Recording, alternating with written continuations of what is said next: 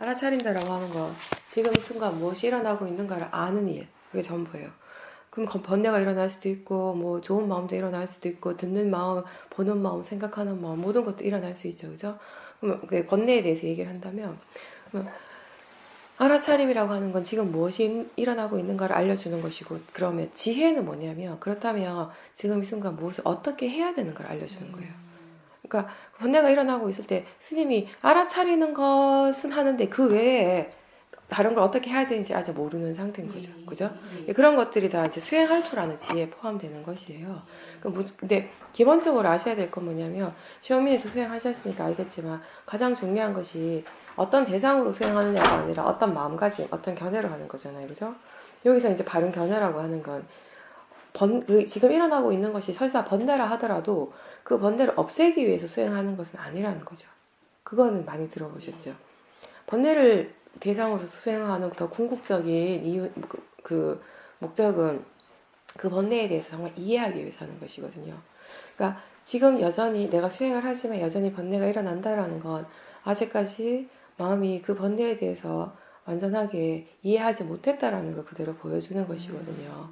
그러니까 그걸 가장 기본적으로 그걸 없애려고 내가 봄으로 해서 이게 빨리 사라지려고 그런 마음으로 수행을 하는 것이 아니라 내가 지금 일어나고 있는 이 화라고 하는 이 마음에 대해서 아직 모른다라는 거. 그죠?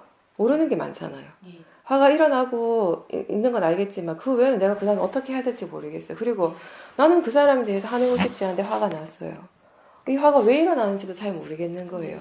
그러니까 그런 모든 것들이 아직까지 내가 화에 대해서 완전하게 이해하지 못하고 있다는 걸 그대로 보여주는 것이고, 그렇기 때문에 우리가 수행을 하는 것입니다.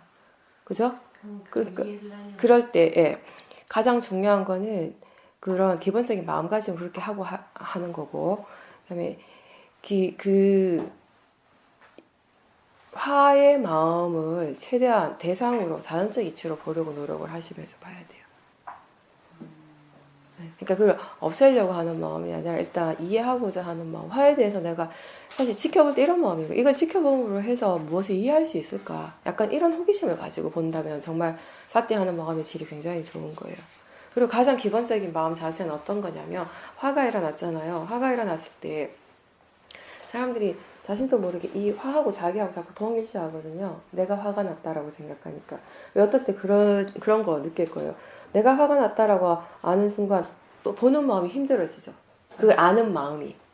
그러니까 번뇌가 우리를 힘들게 하는 건 여러 가지 요소들이 있는데 그 중에 하나가 뭐냐면, 특히 수행자는 어떤 것이 괴롭냐면 나한테서 지금 번뇌가 일어났다라는 것 자체가 괴롭잖아요.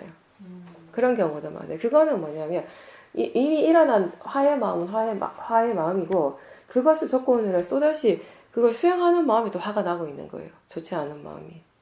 이쪽에 견해가 바르지 않아서 그런 것이거든요. 그러니까 항상 그냥 대상이고 자연적 이치일 뿐이다라는 마음가짐. 이런 마음가짐을 조금 더 단순하게 쉽게 설명한다면 약간 이런 거죠. 화가 일어났어요. 이 순간에 화가 났다는 거 아는 순간 화의 마음이 대상이잖아요. 그죠? 그러면 대상은 내가 어떻게 할 수 있는 부분이 아니잖아요. 보이는 것이나 들리는 것이나 화의 마음이나 이 모든 것들이 내가 마음대로 하는 것이 아니라 일어나는 모든 작용들은 지대로의 이치대로 조건대로 일어나는 것이에요. 그죠? 그래서 우리가 그 시험이 수행에서 대상은 그냥 내버려 두라는 얘기를 많이 하거든요. 내가 어떻게 할 수 있는 일이 아니니까. 근데 수행자들이 가지고 있는 많은 오류가 뭐냐면 대상을 자꾸 자기가 어떻게 하려고 해요. 대상을 자꾸 어떻게 붙잡고 있으려고 하거나 대상을 자꾸 없애려고 하거나, 그게 바르지 않은 거라는 거죠. 일단 대상은 그냥 내버려 두고 기본적인 마음가짐이 화가 났으면 하면 그냥 지 일을 지가 하는 거예요. 너는 그냥 네 일을 네가 해라. 나는 내 일을 하겠다. 이런 마음가짐. 나는 내 일을 하겠다 해서 내 일이 뭐냐면 계속 바른 견해 일깨워주면서 사띠하는 거예요. 그러니까 사띠만으로는 충분하지 않은데 거기에 뭐가 부족했냐면 바른 견해가 부족했던 거예요. 바른 견해가 바로 지혜인데, 지혜는 우리가 생각으로서 얻어지는 것이 아니거든요. 들어서 얻어지는 일도 아니에요. 물론 부처님께서 문해를 말씀하셨지만 들어서 아는 지혜, 이거는 사실 완전하게 체득되어지는 자기 자신의 지혜라고 하기는 힘든 거예요. 다른 사람의 지혜를 빌려 쓰는 정도이기 때문에 그 힘이 굉장히 약해요. 약하지만 처음에 우리가 수행을 할 때 이 지혜부터 사용을 해야 되는 것이거든요. 아직까지 본인의 통찰지가 없으니까 그거에 대해서. 그때 화를 대상으로 화를 지켜보고 있다라는 알아차림 자체는 분명하잖아요. 그죠? 그럴 때 그냥 단순히 지켜보고 있다라는 데서 끝내지 말고 지금 어떤 마음으로 지켜보고 있는가라고 한번 스스로에게 물어보세요. 그걸 궁금하게 생각해요. 그러니까 지금까지 스님이 수행하실 때는 아마 수행하는 그 스님의 마음에 관심이 항상 대상 쪽에 가 있었을 거예요. 얘가 어떻게 될지, 얘가 사라지는지 어떻게 되는지. 지금부터의 관심은 대상에만 100% 보내지 말고 수행하는 마음이 어떤지에 대한 관심을 항상 갖고 있어야 된다는 거죠. 그건 좀 다르죠, 수행하는 게. 이걸 하셔야 돼요. 그래야지 거기서 지혜가 일어나거든요.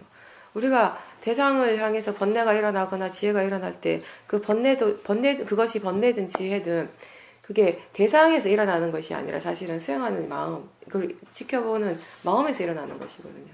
그 대상을 인식하는 쪽에서 일어나는 것이에요. 그래서 사실은 대상 그 자체보다는 대상을 아는 쪽이 더 중요하거든요. 근데 사람들이, 수행자들이 자꾸 대상만 되게 중요하다고 그렇게 알고 있다고. 대상에만 자꾸 집중을 해요. 처음에는 그럴 수밖에 없죠. 처음 수행을 할 때는. 근데 사티가 어느 정도 익숙해지면, 능숙하게 할 수 있으면 마음의 관심을 대상 쪽에만 계속 두는 것이 아니라 수행하는 마음 쪽으로 자꾸 가야 돼요. 알아차림 쪽으로. 그래서 이걸 어떻게 설명하는가 하면 대상 중심의 수행에서 알아차림 중심의 수행을 한다라고 하는데, 그렇게 바뀌는 과정에서 수행자가 어떤 노력이 필요한가 하면 자꾸 수행하는 마음이 지금 어떤가에 대한 관심을 기울이는데, 그 관심이 이제 내가 막 일부러 기울이려고 해도 안 될 때가 많잖아요. 그러니까 질문을 하라는 거예요. 알아차림이 분명할 때, 화를 알아차리는 마음이 분명히 일어나고 있을 때, 그때 마음이 지금 견해가 어떤가, 화에 대해서 마음이 지금 어떤 마음가짐인가, 어떻게 반응하고 있는가, 이 화를 그냥 대상으로 알고 있는가, 자연적 이치로 받아들이고 있는가, 화를 없애고 싶어 하는가, 화를 싫어하는가, 그런 걸 계속 점검을 하세요. 점검을 하려고 이렇게 질문하다 보면 조금씩 견해가 이제 달라지기 시작하거든요. 왜냐하면 스님이 지금까지 이미 들었던 바른 견해에 대한 정보들이 좀 있기 때문에 이런 것들을 함께 이제 일을 하게 되는 거죠. 그렇게 질문을 함으로 해서. 그런 질문을 하지 않고 점검하지 않으면 이게 정말 이 마음이 도대체 어떤 상태인지 전혀 모르는 상태로 수행을 하다 보면은 수행은 하는데 번뇌는 계속 커지거나 번뇌를 어떻게 도저히 뭔가 내가 뭘 어떻게 할 수 없는 그런 상태가 계속 되어지는 거예요. 그래서 우리가 그냥 단순히 알아차리는 것만, 대상을 그냥 알아차리는 것만으로는 부족하다라는 거죠. 대상에 대해서는 아무것도 하지 말아야 돼요. 대상을 뭘 하려고 하지 마세요. 그건 다 잘못된 노력이니까. 우리가 하는 바른 노력은, 수행자의 바른 노력은 100%다 어느 쪽으로 기울여져야 하는가 하면 수행하는 마음 쪽이에요. 수행하는 마음은 또 내버려두면 안 돼요. 나중에 정말 지의 힘이 좋아서 마음이 지가 알아서 수행을 할 때는 그냥 내버려 두지 마. 그런 상태가 아니라면 계속 수행을 지금 알아차리고 있는지, 삭제하고 있는지, 수행을 어떤 마음가짐, 어떤 견해를 하고 있는지 이런 것들을 점검해 줘야 되죠. 안 그러면 일어나는 모든 것들을 내 마음이라고 보고, 내 거라고 보고, 내가 좋아하고 내가 싫어하는 이런 마음들이 계속 일어나잖아요. 수행은 하지만, 알아차림은 하지만. 그게 이제 핵심이죠. 알아차림은 이제 시작이에요. 우리가 결국 이 수행을 통해서 키워가는 여러 가지 좋은 마음의 요소들을 얘기를 할 때 그 중에 하나인 거죠. 사티가. 가장 대표적인 마음의 요소가 5가지죠. 오력, 사티, 사마디, 위리아, 신심, 지혜. 근데 사마디도 그렇고, 신심도 그렇고, 위리아도 그렇고, 지혜도 그렇고, 일단 사티가 없으면 어떻게 일어날 수가 없어요. 가장 기본이고 가장 이게 시작점인 거죠. 여기가 출발이 되는 거죠. 그래서 우리가 알아차림 수행이라고 하잖아요. 근데 알아차릴 때 그 알아차림의 질이 다 달라. 알아차린다고 해서 똑같은 마음의 질이 아니라는 거죠. 이제 점점 그런 것들에 대해서 이해해 가야 돼요. 수행을 한다라고 하는 건. 처음에는 무조건 알아차리기만 하면 다예요. 그때는 그것만은 충분해요. 근데 수행이라고 하는 건 계속 개발되는 거거든요. 마음이라고 하는 것은. 항상 유치원만 다니는 것이 아니라 유치원 졸업하면 초등학생, 사회도 그 말씀 하시잖아요. 초등학교 졸업하면 중학교, 고등학교, 대학도 가야 되는데 사람들이 맨날 유치원에서 초등학교 왔다 갔다 한다라는 거예요. 왜 그런가 하면 수행을 어떻게 하는지 잘 몰라요. 요만큼 하고 뭔가 좀 발전이 있으면 거기 딱 멈춰버려요. 그 다음에 어떻게 해야 되는지 자체를 몰라. 그 말씀이에요. 사도가 항상 하시는 말씀이에요. 그래서 처음 수행할 때는 알아차리는 것만으로도 정말 충분하죠. 그것만 할 수만 있다면. 근데 그게 능숙해졌을 때 이제는 이걸 알아차림을 베이스로 해서 우리가 더 좋은 마음의 요소들을 계속 개발시켜 나가는 일을 해야 되는 거예요. 그때 반드시 필요한 게 뭐냐면 바른 견해예요. 알아차림과 바른 견해가 함께 있을 때 사띠가 이어집니다. 그렇게 사띠가 이어질 때 우리의 마음에 뭐가 일어나냐면 사마디가 생겨요. 이 사마디, 이 바른 견해, 그 다음에 이 사띠와 바른 견해, 그리고 사마디, 이것이 지혜가 일어나는데 반드시 필요한 거예요. 예. 근데 이렇게 지혜가 일어나는 과정에서 바른 위리아가 또 필요한 거죠. 이런 식으로 다 함께 일어나요. 그래서 무엇인가에 대해서 우리가 마음에 대해서 바르게 이해했을 때 지금 우리가 하고 있는 이 일에, 이 수행에 대해서 신심이 생겨요. 이 일에 대해서 내가 믿음이 생긴다고, 신뢰가 생긴다고요. 그런 믿음은 스님이 계속 수행을 해 나가게 하는 원동력이 되는 거예요. 그렇게 해서 다시 또 다시 계속 또 쌀띠를 하고 하게 되는 거죠. 오력은 이렇게 가는 거예요. 그래서 결국에 나중에는 스님이 마음의 질이, 지금 수행을 어느 정도 능숙하게 하는 사람들한테는 어떤 얘기를 많이 하는가 하면, 사티 있는 거 없는 거 더 이상 얘기 안 해요. 당연히 있으니까. 그럼 사티 하는 마음의 질이 어떤가를 얘기를 해요. 네, 사티 하는 마음의 질이 좋다라고 할 때 가장 기본적인 건 어떤 상태냐면, 이 오력의 균형이 맞는 상태예요. 그러니까 수행이 좀 더 능숙해지면 할 일이 더 많죠. 사티만 챙기는 것이 아니라 오력의 요소들을 다 살펴봐야 하니까. 네, 각각의 균형이 맞는지도 알아야 되고. 그러다 보면 지금은 그나마 좋기라도 한데 그것도 오래되면 좋지도 않아요. 언제 수행하는 게 별로 재미가 없어지거든요. 마음이 흥미가 없어지거든요.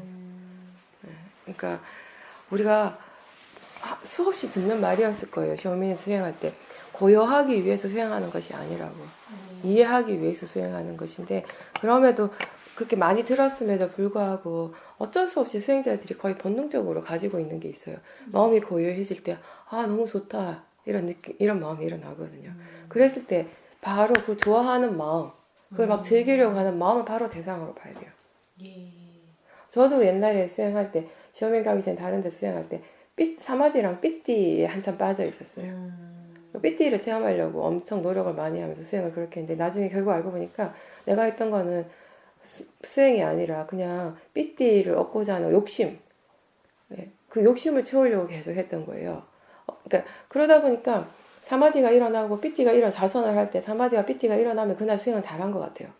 사마디와 삐띠가 안 일어나면 수행을 망친 것 같은 거예요. 그 체험을 통해, 체험 그 자체에다 너무 의미를 두면 그렇게 돼버려요. 수행하는 마음이 탐심이 엄청, 그 체험 자체에 대한 탐심이 엄청 커지거든요. 그건 더 이상 수행이 아니죠, 사실. 탐심을 키워가는 일이지. 우리가 위파사나 수행을 여기서 하는데요, 항상 알아차릴 수 있는 건 아니에요, 사실. 100%.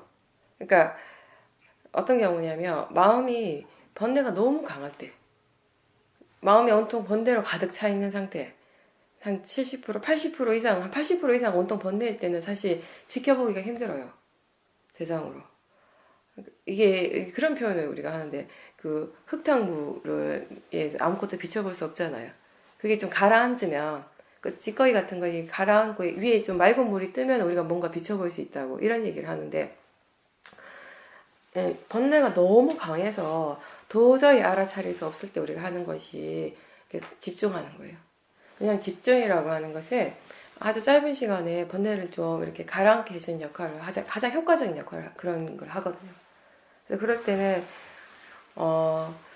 생각을 대상으로 막 지켜보거나 아니면 화의 마음을 대상으로 지켜보는데 너무 이게 강한 거예요. 화 자체가 너무 강해서 도저히 이게 대상으로 지켜볼 수가 없다. 이런 경우에는 지켜보려고 계속 애를 쓰기보다는 그냥 그 순간에 좀 마음을 호흡이라든지, 그러니까 평상시에 본인이 좀 집중하기 쉬운 대상을 가지고 딱 잡고 계속 집중을 하시는 거예요.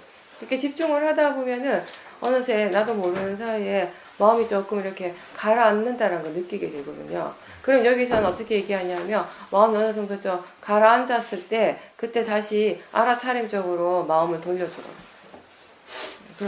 그렇게 가능합니다. 근데 이제 고사님이 위파사나 수행을 하겠다라고 생각하시면 마음이 기본적으로 호흡적으로 자꾸 습관적으로 가겠죠. 갈 때 그걸 제가 저번에 한번 얘기한 것 같은데 억지로 떼려고 애를 쓸 필요는 없고요. 그냥 이 호흡 말고 마음이 지금 뭘 알 수 있는가 이런 질문, 아니면 좀 더 자세하게 지금 듣고 있다라는 걸 아는가, 지금 생각하고 있다라는 걸 알 수 있는가, 이렇게 질문을 하면서 마음이 좀 가볍게 다른 대상들로 갈 수 있도록.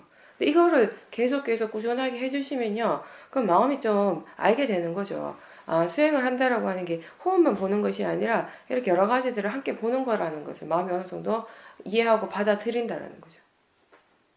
그렇게 하셔야 돼요. 지금은 호흡만 보는 것이 습관이 된 거죠. 그러면 이제 앞으로는 여러 가지 다른 대상들을 함께 보는 것이 습관이 되도록 연습을 하신다라는 거예요. 그러니까 6가지 그 실제한 작용들이 한꺼번에 일어나지만 거사님 마음이 그 6가지에 이렇게 똑같은 비율로 관심이 가지는 않아요. 특히 그 중에 어떤 대상에 대해 특별하게 더 관심이 가죠. 그게 당연한 거예요. 그건 잘 보신 거예요.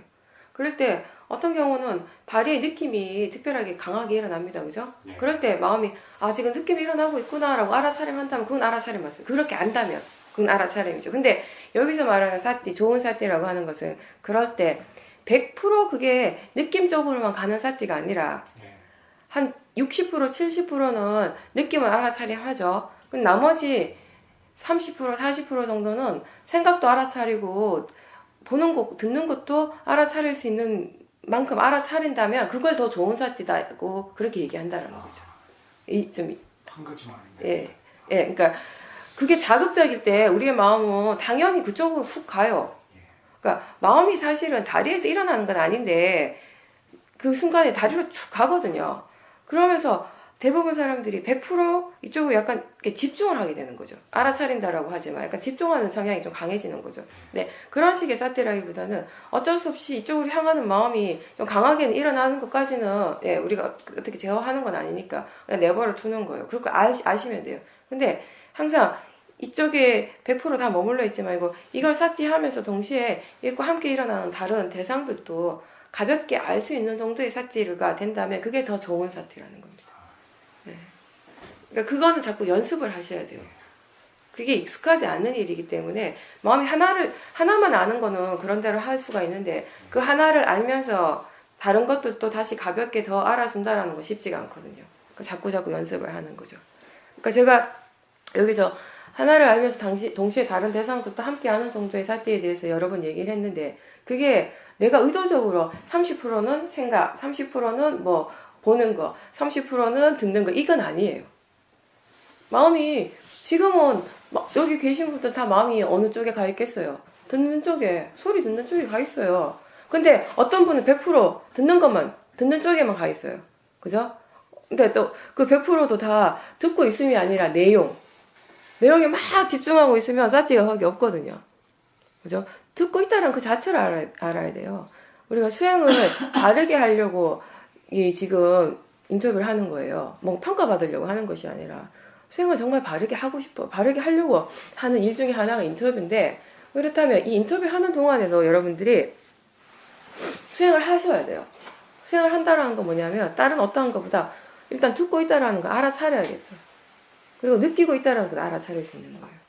그러니까 100% 듣는 것에만 알아차림이 다 그 마음에 집중이 가는 것이 아니라 한 7, 80%는 자연스럽게 듣고 있다라는 쪽으로 마음에 많은 관심을 기울이지만 나머지 한 20%, 30%는 느낌도 일어나고 있잖아요, 지금. 느낌이 너무 분명하지 않습니까? 제가 이렇게 얘기하니까 좀 분명하죠? 좀 전까지는 안 분명했죠? 마음의 관심이 이제 느낌적으로 가니까 분명해지는 거예요. 그런 관심들을 여러 군데 이렇게 보낼 수 있다고 자꾸 하다가 보면은. 지금은 집중하는 거에만 익숙하니까 그게 좀 힘든 것처럼 느껴지는데 이렇게 자꾸 하다 보면 나중에는요 하나에만 집중하는 게 오히려 더 힘들게 느껴져요. 하나만 골라 하는데 자꾸 다른 게 보여지고 그런 식으로 이렇게 마음이라는 게 그런 거예요. 우리가 어떤 식으로 개발하는가에 따라서 이제 달라지는 것이 또 마음이거든요. 그래서 부처님께서 경전에 마음은 개발되어지는 것이다 이렇게 말씀하셨어요. 그러니까 여러 가지 대상을 안다는 건 그런 느낌이에요. 그 순간에 마음이 좀 강하게 좀 강하게 가는 거, 집중하는 대상은 당연히 있겠죠. 그건 그대로 놔두고 그것만 하는 것이 아니라 나머지 마음들이 조금씩 더 가볍게 알도록 노력해줘라 이거죠. 그럼 이건 노력이 좀 필요하겠죠, 처음에.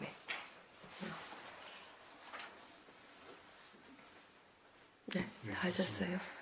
네. 조금 알아차림이 어제보다 조금 네, 조금. 네, 그러시면 돼요. 이제 화요일이죠. 네, 보통 이제 이때쯤 되면 감이 조금 오기 시작합니다. 제가 그랬잖아요. 할만하면 집에 가실 거라고. 탐심이 이제 뭔지 잘 모를 때는 마음이 지금 일어나는 마음이 뭔지 즉각적으로 우리가 모를 때도 많거든요. 그냥 본인이 짐작할 때가 오히려 어쩌면 더 많죠. 그럴 때 느낌을 한번 보세요. 지금 느낌이 어떤가. 뭔가 그 탐심이든 진심이든 번뇌의 느낌은요. 약간 이렇게 떨림이 있어요. 약간 동요하는. 이게 조금 더 심해지면 약간 불안해지기도 하고 그런 게 있는데 그 번뇌가 없을 때는 그런 떨림, 동요가 없죠. 편안하죠. 이제 고요하고 마음이 즉각적으로 뭔가 보는 순간에 와 두부다, 미역이다, 우와 좋다, 많이 먹어야지 이런 마음이 들거든요. 그러니까 우리가 제가 그 얘기 했는데 마음이 100% 관념에 가 있을 때 번뇌가 일어나기 굉장히 좋아요. 이게 좋은 조건이죠. 그러니까 이걸 바꿔서 얘기하면 번뇌의 마음은 항상 관념을 보고 있습니다. 관념. 네. 그리고 지혜의 마음은 실제를 보고 있거든요. 네. 그러니까 다음에 볼 때는 두부다, 와 두부다, 미역이다, 마음이 분명히 그렇게 말은 하겠죠. 안 할 수는 없어요. 하는데 그때 거사님이 좀 더 노력해 주셔야 될 거는 지금 이렇게 보이고 있구나. 지금 보고 있구나. 봄 그 자체에 대한 사띠. 거기 조금 더 중심 있게 마음을 둬보십시오. 지금 보고 있음을 아는 알아차림. 네. 우리가 뭐 지혜라고 하면은 대단한 통찰지 이러면 뭔가 엄청 큰 거 같이 생각되지만 그런 지혜도 있지만 깨달음의 지혜랑 도가 이루는 지혜 그런 큰 지혜도 있지만 사실 우리가 수행을 통해서 얻어지는 지혜는 순간순간 우리에게 오는 그런 지혜들은요 이런 삶 속에서 문득문득 일어나는 것들이에요. 우리 생활 속에서 그런 것들이 사실 내가 어떤 지혜가 일어났다라고 그 다른 사람한테 얘기하면 딴 사람들은 그거 별거 아니에요. 그럼 당연한 거 아니야? 뭐 이럴 수도 있어요. 근데 그게 그 지혜가 일어나는 순간 그 수행자한테는 정말 그 순간이 새로운 세상을 본인이 이제 체험하는 순간이거든요. 그때가. 그러니까 이게 뭘 얘기를 하는가 하면 우리는 눈 쓸고 뭐 이런 것들 좀 사소한 행위라고 생각하잖아요. 수행은 뭔가 좀 그것보다는 좀 더 고차원적이고 뭔가 다른 이거라고 생각을 하는데 사실은 수행이 딴 게 아니라요. 지금 이 순간 실제로 일어나는 것들, 뭐 보고 듣고 느끼고 생각한 이런 것들을 대상으로 알아차림하는 그 자체가 수행입니다. 그 자체가 그렇게 아주 별다른 일은 아니잖아요. 법이라고 하는 것이 뭔가 특별한 것이 아니라 매 순간 우리 자신에게서 이미 일어나고 있는 그것이 법이에요. 근데 우리가 이거는 수행이라고 보기엔 너무 사소하고 별거 아니고 하찮은 일, 그냥 일상의 생활일 뿐이고 이런 게 법당에서 하고 뭔가 좀 센터에 와가지고 뭔가 진지하게 해야지 이게 수행. 이렇게 구분을 할 때 그 수행자의 알아차림 수행이 이어지기가 힘들어요. 우리 일상 삶 속에서 이건 수행이고 아니고 사실 없거든요. 수행이고 아니고를 구별하는 것이 행위 자체가 하찮은가 중요한가가 아니라 어떤 행위를 하든지 그때 마음이 바른 견해로서 알아차리고 있는가 없는가의 문제예요. 수행이다 아니다는 그게 결정하는 겁니다. 그러니까 아무리 하찮은 것이라도요 마음을 보게 되면 그건 하찮지가 않은 거예요. 하다못해 방문 여는 거 수도꼭지 하나 트는 것도 내가 마음대로 하는 것이 아니라 우리가 계속 사티를 두고 지켜보고 있으면 마음이 하고 있어요. 마음이 일어나고 마음이 하는 것을 그냥 몸을 빌려서 그게 일어난다고 보시면 돼요. 몸이 지 마음대로 안 하거든요. 못 하거든요. 마음이 없이는 몸과 마음이 서로 연계하는 것이에요. 마음이 어떤 행위를 하기 위해서 몸이 어떤 행위를 하기 위해서 마음이 반드시 일어나야 되거든요. 그거 보신 거예요, 사실은 거사님은. 그러면서 저도 비슷한 체험을 예전에 미얀마에서 이제 한 적이 있는데 이게 정말 별거 아니었어요. 저도 처음 지혜라고 하는 것이 이런 거구나 하고 분명하게 이해한 것이 그냥 수도꼭지를 트는 거였어요. 수도꼭지를 트는데 물병에다 물을 받기 위해서 거기서 수도꼭지를 트는데 계속 사티가 있었죠. 마음의 질이 되게 좋은 상태. 거사님도 사실은 그 눈을 쓸 때 그 쓸기 전에도 계속 수행을 하고 계셨을 거예요, 분명히. 그렇지 않으면 그 순간에 지혜가 갑자기 일어나진 않거든요. 마음의 질이 충분히 좋았기 때문에 그런 마음들이 일어날 수 있었는데, 물을 이렇게 딱 트는 순간에 마음이 그걸 본 거죠. 그 정말 별거 아닌 행위인데 이 행위를 하는 데서 마음이 계속해서 일어나고 있음을, 수많은 마음들이 계속해서 일어나고 있음을, 그냥 나는 내가 그냥 아무 생각 없이 이 물통을 꼭지에 딱 댄다고 생각했는데 그게 아니었어요. 마음이 딱 생각을 하고 있어요. 어느 만큼 갖다 대야 되는지, 어느 정도의 각도를 내야 되는지, 어느 정도의 거리를 띄워야지 수도꼭지랑 둬야 하는지, 이런 것들. 어느 정도 각도, 어느 정도 위치를 둬야지, 어느 정도 거리가 있어야지 물이 튀지도 않고 물이 밖으로 떨어지지 않고 적당하게 잘 받을 수 있다고 이미 알고 있더라고요, 마음이. 나는 그냥 내가 뻗는 줄 알았어요. 수도꼭지 틀 때도 마찬가지. 계속 그걸 지켜보고 있으니까 그냥 팍 트는 것 같은데 그게 아니라 마음이 어느 정도 힘을 줘야 되는지 이미 알고 있어요. 그만큼 딱 힘을 줘요, 손은. 그렇게 일어나고 있었다라는 거죠. 그 순간에 일어나는 그 마음의 환희심이 너무 대단했거든요. 정말 이게 이거구나. 내가 수영을 하는 이유가 바로 이거였구나.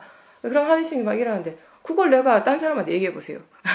수도꼭지 틀 때 그거 이렇게 틀 때 이렇게 왜 그렇게 되는지 아냐고.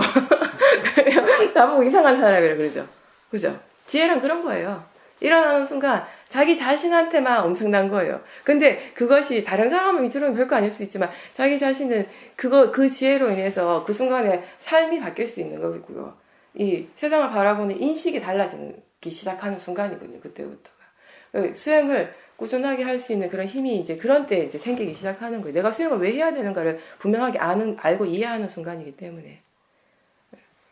눈을 그냥 쓰는 게 아니라 마음에 다 생각을 하는 것이에요. 그리고 어떻게 하는 것이 더 똑같은 에너지를 쓰고 똑같은 노동력을 투자해서 더 효과적인 결과를 낳는가 이런 것까지 생각하는 거 다 이제 그런 생각들을 다 보신 거잖아요. 그게 뒤에 나오더라고요. 네, 우리가 계단을 올라갈 때 법당에 가는 계단 올라갈 때 그냥 막 걷잖아요. 그냥 걷는 게 아니거든요. 마음이 다 압니다. 어느 정도 다리를 올려야지 걸리지 않는지 넘어지지 않는지 알아요. 마음을 잘 보시면 다 보이거든요.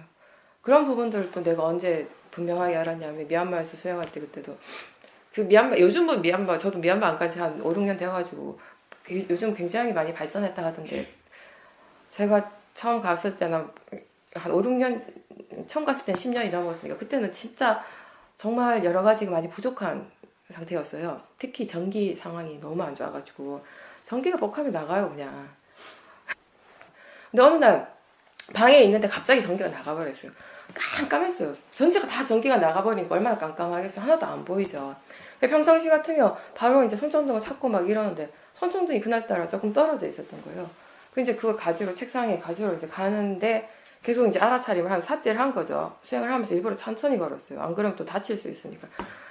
그래서 천천히 걸으면서 삿대를 하는데 그게 마음이 이미 알고 있더라고요. 그러니까 내 방이니까 그 구도라든지 이런 것들이 그림을 다 그리잖아요. 그리고 어느 정도쯤에 이게 뭐 그 테이블이 있고 어느 정도의 그 침대가 있고 그런 것들을 다 계산을 해서 그래서 제가 그때 그 생각했어요. 내가 어떻게 막 이렇게 안 부딪히려고 애쓰지 말고 그냥 가만히 있어 봐야겠다.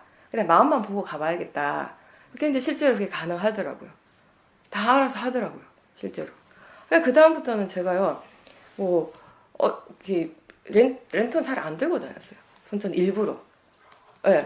그냥 마음을 보는 게 재밌어가지고 그런 때 마음이 어떻게 일을 하는지 보는 게. 네. 그런 것이 다 뭐냐면 관념의 작용이에요. 상해 작용. 계속 그렇게 알아차림을 하시고요. 다음에도 그런 지혜가 일어나는 순간이 오면 바로 그 좋아하는 마음을 또 대상으로 한번 보셔요. 꾸준하게 그렇게 해보십시오. 그리고 거장님은 참 좋은 게 일상생활 속에서 계속 수행하시려고 노력하는 게 좀 어느 정도 자리가 잡히신 것 같아요. 다른 분들도 그걸 자꾸 연습하셔야 되거든요.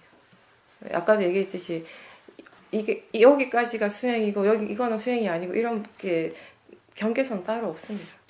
알아차리고 있다면 내가 뭘 하고 있든지 나는 수행자가 되는 거예요. 심지어 화장실에서 볼일 보고 있어도 알아차리고 있다면 수행하는 것이고요. 우리가 똑같이 밥 먹고 똑같이 설거지 하잖아요. 알아차림 없이 그냥 막 아무 생각 없이 알아차림 없이 그냥 생각에 묻혀가지고 또는 빨리 해치워야지 하는 이런 생각으로 막 애를 쓰고 힘을 주면서 설거지를 하면 알아차림이 없으면 항상 힘이 들어가요. 일을 하는데 이거 빨리 해치우려고 빨리 해치우고 할 일도 없으면서 방에 가가지고 그게 할 일도 없잖아요, 솔직히 말해서. 그러면서 그게 급해요. 막 뭔가 빨리 해야 될 것 같은 그게 마음의 습관이 그래가지고. 그러면 그냥 나는 노동을 하는 거예요. 육체적인 노동. 근데 똑같은 행위지만 하나하나 알아차리려고 노력하고 거기 알아차림이 있다면 그때 느낌 알아차릴 수 있잖아요. 그리고 막 마음이 급하면 그 급해하는 마음도 알아차림할 수 있고요. 뭐 생각이 일어나면 그 생각하는 마음을 알아차릴 수 있고 그렇게 하는 것이 이제 수행인 거죠. 그렇게 하는 순간 이제 노동자가 아니라 수행자죠. 그런 그 차이예요. 내가 어떻게 하느냐, 마음이 지금 무엇을 어떻게 하고 있는가의 차이지.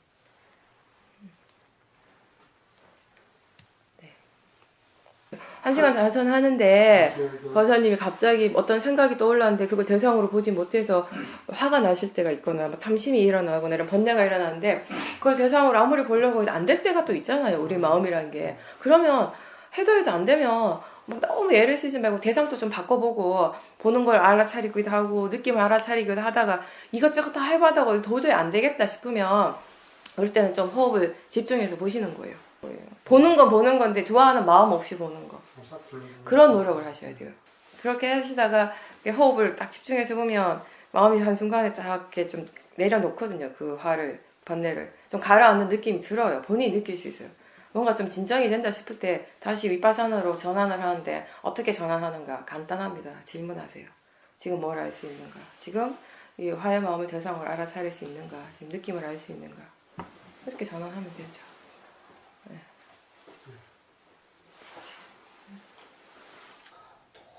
뭐 하나에 집중하는 사마트 스윙도 분명히 좋은 수행은 맞는데 이게 이제 강력하게 집중을 함으로 해서 우리 마음을 고요하게 만들어 주거든요. 그러면 그 고요한 상태에서는 우리가 모든 걸 놓을 수가 있어요. 잊을 수가 있습니다. 그땐 편안하고 행복하고 다 좋은데 문제는 항상 그 상태를 유지할 수는 없어요. 그죠? 특히 사마타 수행은 그 수행을 하기 위한 특별한 조건들이 필요하잖아요. 솔직히 너무 시끄러운 곳에서 수행을 할 수 없고 조용히 해야 되고 최대한 또 나 혼자 있는 공간이면 더 좋고 뭐 여러 가지가 있어요. 그죠? 그런 것들이. 근데 그런 것들을 다 충족시켜서 수행을 하고 그 수행을 유지시킬 수 있는 그런 일을 그렇게 하기는 이제 쉽지가 않으니까. 그리고 또 그렇게 계속 한다 하더라도 결국 우리가 번뇌로부터 벗어나는 건 부처님 말씀을 기준으로 얘기를 한다면 번뇌로부터 벗어나는 번뇌를 완전히 제거하는 유일한 길은 뭐냐면 지혜예요. 지혜. 그러니까 이 번뇌의 뿌리를 완전히 뽑게 해주는 것은 바로 지혜의 힘이다라는 거죠. 이게 이제 위파사나 수행은 그 나아가는 점, 그 지향점, 우리가 계속 수행을 해 나간다면 결국 어디에 도달하는가 하면 지혜거든요. 지혜를 개발하는 수행. 이게 이제 경전이 나와요. 아무것도라니까요. 위파사나는 지혜를 개발하는 수행이고 이제 사마타는 마음의 고요함, 선정을 얻는 수행이라는 거. 그러니까 지금 스님한테 필요한 건 사실은 단순한 고요함이 아니라 지혜겠죠. 어쩌면 지금 상태에서는 마음이 고요해지면 고요해질수록 그 마음이 더 일어날 수도 있어요. 임팩트가 강한 일들이 내 마음이 고요해질 때 더 문득 더 분명하게 막 일어나거든요. 그런 경우는 수행을 하면 할수록 자기 자신이 더 힘들고 괴로워질 수가 있어요. 그러니까 사실 지금 보살님이 집중을 해야 되는 좀 더 본인한테 유리한 것은 제가 보기에는 지금 상황에서는 사마타 쪽보다는 위파사나예요.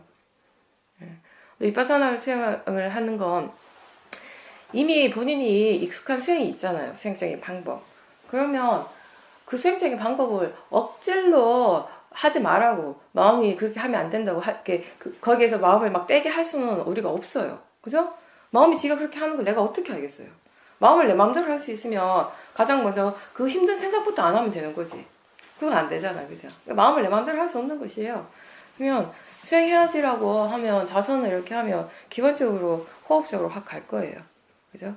네. 그럴 때 그렇게 호흡으로 가는 마음 자체는 어떻게 할 수가 없으니까 그 대신에 한쪽에서 보살님이 수행을 하려고 노력하시는 거예요. 그 수행을 한다는 게 뭐냐면 이 호흡 말고 더 뭘 알 수 있는지 질문을 한번 해보세요. 호흡 말고 마음이 뭘 아는가, 뭘 알 수 있는가, 뭘 알아차릴 수 있는가. 근데 호흡을 너무 오랫동안 봐왔기 때문에 마음이 그냥 되게 좀 그 알아차리는데 굉장히 지금 둔한 상태거든요. 이렇게 질문을 해도 바로바로 잘 알지 못한다고요. 그냥 가만히 있을 거예요, 아마 처음에는. 그러니까 그럴 때는 호흡에 집중하는 마음 자체는 그냥 그대로 내버려두고 지금 생각하고 있다라는 걸 아는가, 또는 지금 듣고 있다라는 걸 알 수 있는지 이런 질문들을 한번 해보세요. 질문을 하는 순간 좀 사티가 바로 일어나게 되거든요. 그죠? 너무 집중하고 있어서 몰랐을 뿐이지 대상이 없는 건 아니었거든요. 그렇죠? 그러니까 그렇게 대상이 지금 일어나고 있음을 스스로 환기시켜 주라는 거예요. 그런 의미로 질문을 하라는 거죠. 그렇게 마음을 깨워주는 거예요. 마음이 지금 호흡이라고 하는 하나의 대상에는 확실히 깨어있지만 그 나머지 대상들에 대해서는 완전히 죽어있는 상태거든요. 어두운 상태거든요. 그 상태를 계속 깨워주는 일을 자꾸 해주셔야 돼요, 지금을. 그러니까 지금 당장 스님 마음의 그런 괴로움, 스님이 힘들게 하는 그 괴로운 생각을 벗어나게 할 수 있는 어떤 특별한 방법은 따로 없습니다, 사실. 여기서부터 시작을 하셔야 돼요, 이렇게 수행하는 거를. 그거는 왜 그런가 하면 일어나는 번뇌의 그 에너지에 따라 다른 거예요.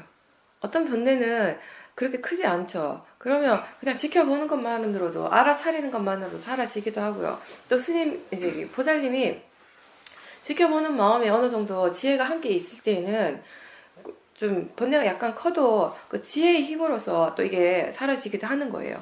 근데 이 번뇌가 너무 강력할 때는 안 되는 거죠, 여기서는. 뭐냐면 이미 있는 사티로도 안 되고 이미 보살님한테서 일어나고 있는 지혜로도 안 돼요. 그럼 뭐가 필요하냐면 지혜를 계속 키워가야 돼요. 이거는 일단 보셔야 돼요. 근데 일단 먼저 해야 될 건 첫 번째, 내가 순서대로 얘기할게요. 첫 번째는 수행부터 하는 거니까 호흡을 좌선을 하든 횡선할 때는 그래도 호흡을 안 보겠지. 횡선할 때도 가요. 강력하네. 그러면 알겠어. 일단 좌선 먼저 얘기하면 그래도 좌선할 때보다는 강하지 않죠. 그러니까 일단 좌선을 하든 횡선을 하든지 마음이 자꾸 호흡적으로 가잖아요. 그죠? 그럴 때 아까 얘기한 것처럼 그거 말고 다른 대상을 일깨워 주려고 자꾸 깨워주려고 노력을 하는 거. 그거부터 먼저 시작을 하세요. 그러니까 나는 지금 들어서 알지만 마음이 그런 것들이 수행의 대상이라는 걸 전혀 알지 못해요. 그러니까 그 마음에게 자꾸 내가 마음한테 가르쳐 준다는 느낌으로 하셔요. 수행을. 마음이 아직 보고 듣는 게 대상이라는 거 모르니까, 이해가 안 되니까 내가 가르쳐 준다. 그런 거예요, 사실. 그렇게 자꾸 마음한테 일깨워주면 마음도 조금씩 깨어나거든요. 한꺼번에 확 깨기는 힘들지만. 그런 식으로 이제 하고, 그걸 일단 계속 개발시키는데, 이렇게 하다 보면 한순간에 또 그 생각이 떠오를 때가 있죠. 근데 스님이 괴로운 것은 사실은 생각 때문에 괴로운 것이 아니라 그 생각의 내용에 빠져있기 때문에 그런 거예요. 스님한테 그 화를 불러일으키게 하는 진짜 원인은 생각하는 그 자체가 아니라 그것의 내용이거든요. 생각하는 마음 그 자체는 생각하는 것일 뿐이에요. 그쵸? 보는 것이 그냥 보는 것일 뿐이고 듣는 게 그냥 듣는 것일 뿐인데 이 듣는 그 자체에 화가 날 게 따로 있어요? 없잖아요. 보는 그 자체에 화가 나거나 좋아할 게 따로 없어요. 보는 건 보는 것일 뿐이에요. 우리한테 좋아하는 마음 보는데 좋아하는 마음이나 싫어하는 마음이 일어난다라는 거, 그건 무엇을 향해 일어나는가 하면 봄 그 자체가 아니라 보여지는 그 대상의 관념에 대해서, 봄이라고 하는 거, 들음이라고 하는, 생각이라고 하는 이런 실제하는 작용은 항상 관념과 함께 일어나잖아요. 그죠? 봄이라고 하는 것이 일어나는 순간 이미 이게 컵이다라고 하는 관념 거기 이미 함께 있어요.